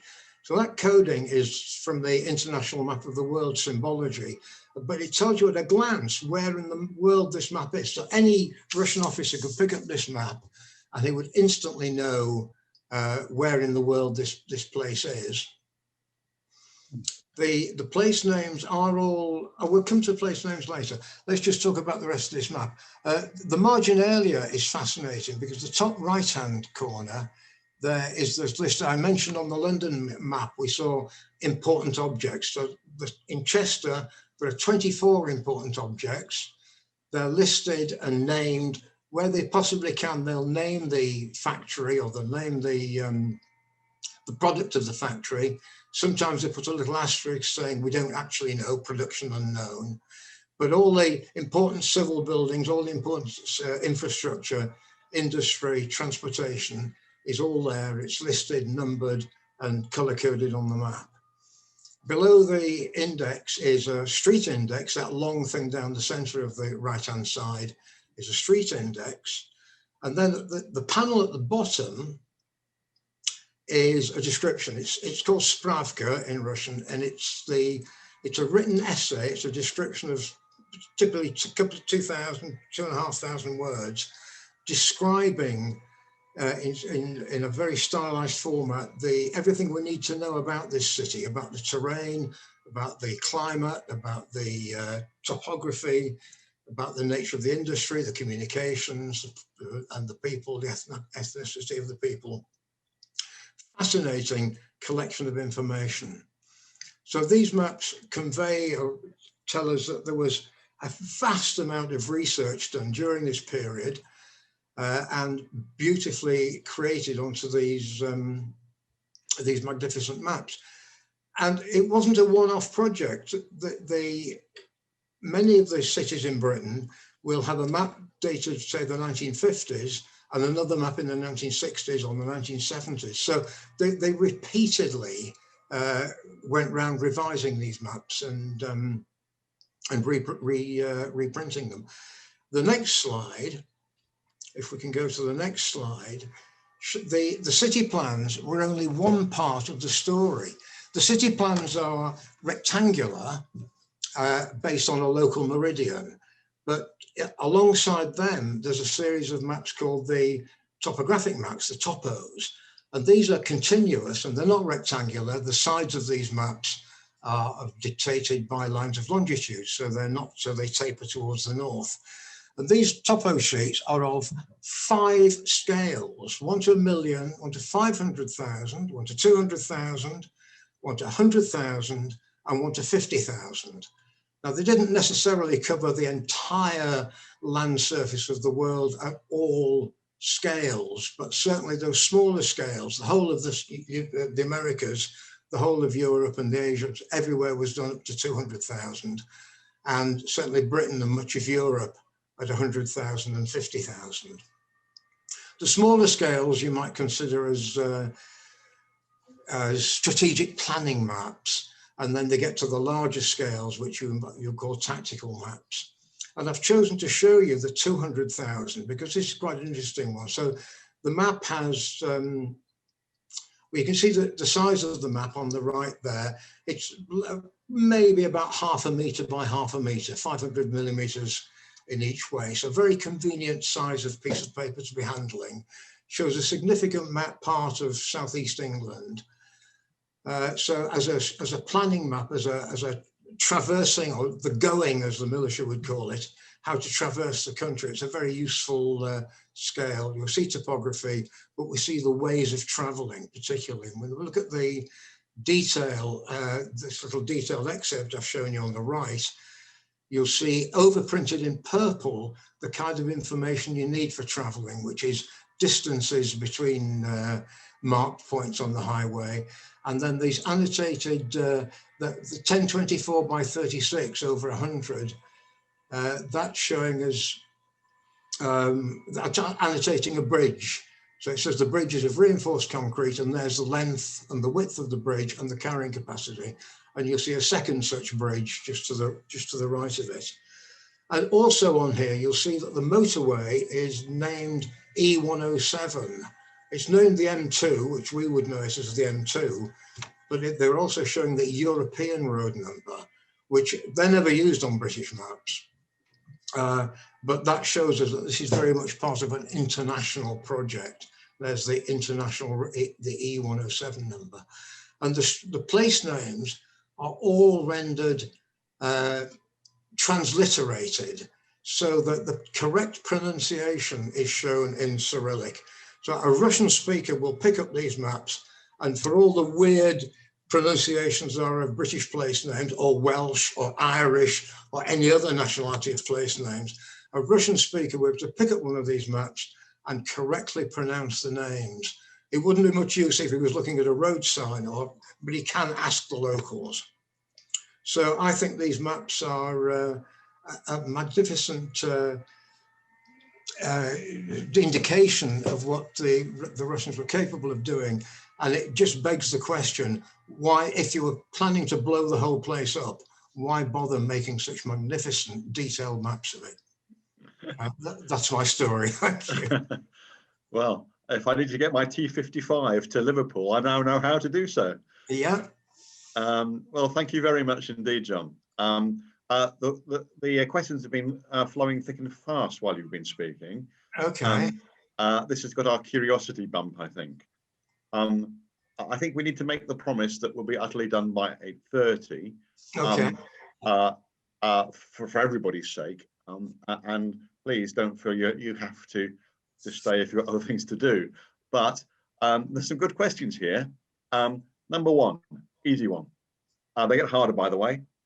And then you get more money, the better you answer the question. I'm on here for the money, yeah. Okay, you ready?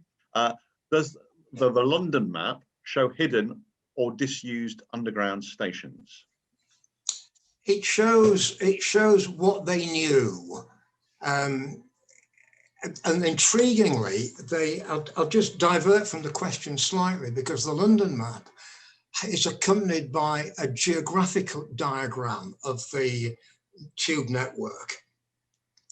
Now, that's very unfamiliar to Londoners. We all know the familiar Beck stylized diagram, but the Russians didn't use that. They've used a geographic map, and they've very carefully differentiated between what's part of the tube network and what's part of the rest of the rail network. So they're marked separately on the maps. But the disused or hidden, I don't really know the answer to that question. Yeah, you'd have to take an example, maybe. You'd have to take an example. There's that one down by the Aldwych tube station is shown. That's what I'm thinking of, yeah. Yeah, that's shown there, but then that I don't know if that existed in 1985. I can't remember when it was closed. But they didn't show ones that were closed a lot earlier, like British Museum or something. Yeah. Well, that actually takes me on to the next question, because clearly they did have a plan to use it, and so the question is about the purpose of it. Yeah, well, I'm very much or government after conquest. Yeah, I would say that the purpose of these maps is to take control. They're very much showing you what you need to know if you're going to run the city.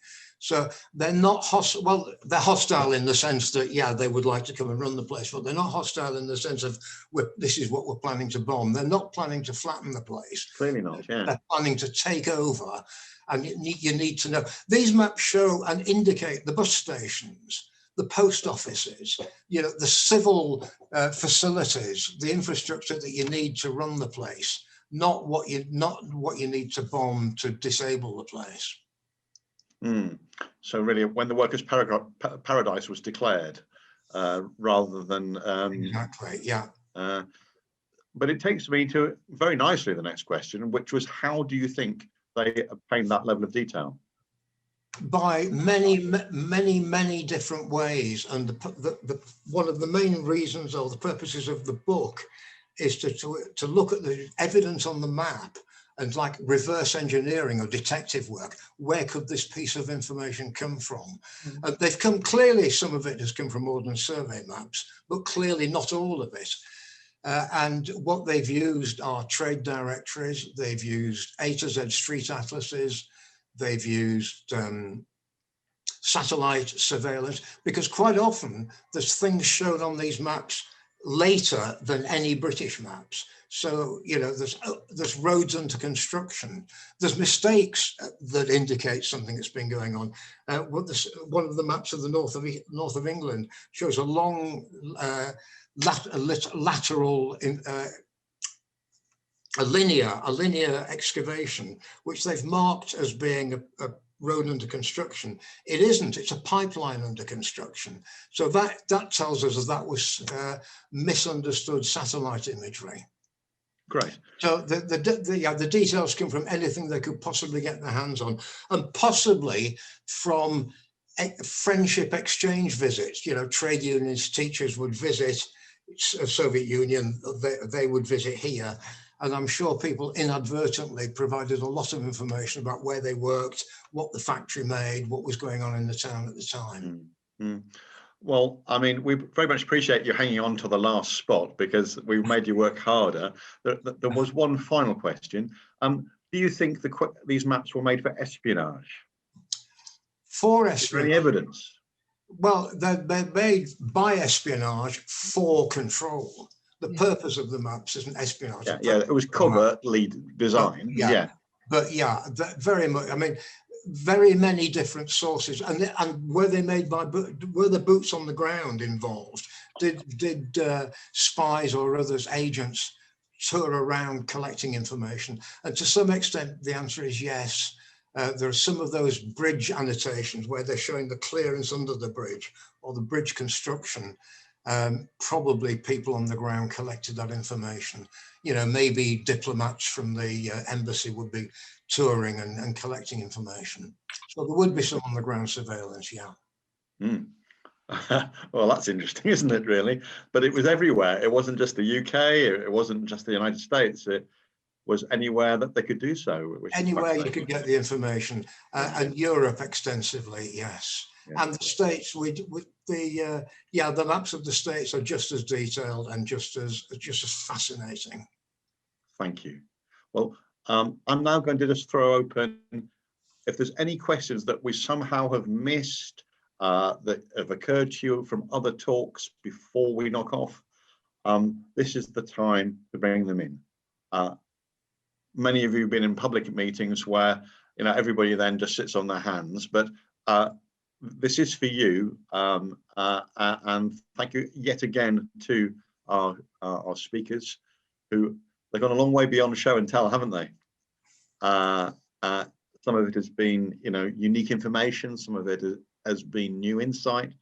All of it, I think, has been stimulating. I tried to get them all into 3 categories when John was sitting his stride, and I didn't quite manage it. But you know, we've had mappers persuasion, you know, fly in the sky with us, or come and ski in Colorado, or actually look how holy Jerusalem is. We've had maps as narrative. That's more common, isn't it? But we actually took a deeper dive. How Napoleon would have seen St. Helena, how a Jewish immigrant will have seen an agricultural colony in Canada. Those would be examples of that as narrative. And lastly, maps to legitimize. And you couldn't get more extreme than to legitimize a sniper shot in Malta and a king's rule over the highways in medieval England. And so I feel we've really fulfilled our remit tonight of being as wide as we possibly could, as varied in terms of how things were presented, what was presented, and I trust that you all felt comfortable with that.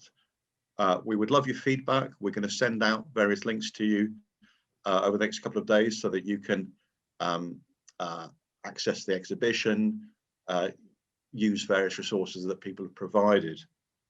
That was the time where you all should have been asking questions. I like whoever's saying they can't wait till the next one. You get a plus from me. Oh, it's all nice. Okay, there aren't questions coming through at the moment. It's very nice remarks. So is that it, guys? I can see Tom about to drop. Yeah. No, I'm good. Thank you, everyone. Thank you to our speakers and Yeah. Liliana, Mike, and Katie. This has been a lot of fun. People it's can the other unmute way themselves round. now. Yeah. And Valerie, we couldn't fit you into the welcome. Would you like to be the person who says goodbye to everybody? I would like to say that I think that was absolutely fascinating from beginning to end. Everything. Yes, thank you very much. Wonderful. So thank you very much, everybody. Yes, it was a group effort, wasn't it? Yes. Applaud yourselves, pat yourselves on the back. It was superb. Good night, everyone. Thank you very much. Thank you. Happy Bye-bye. mapping. Good night. Bye. Bye-bye. Bye-bye. Thanks Bye-bye. for joining us. Don't forget to stop the recording. Thanks, everyone. Thank you.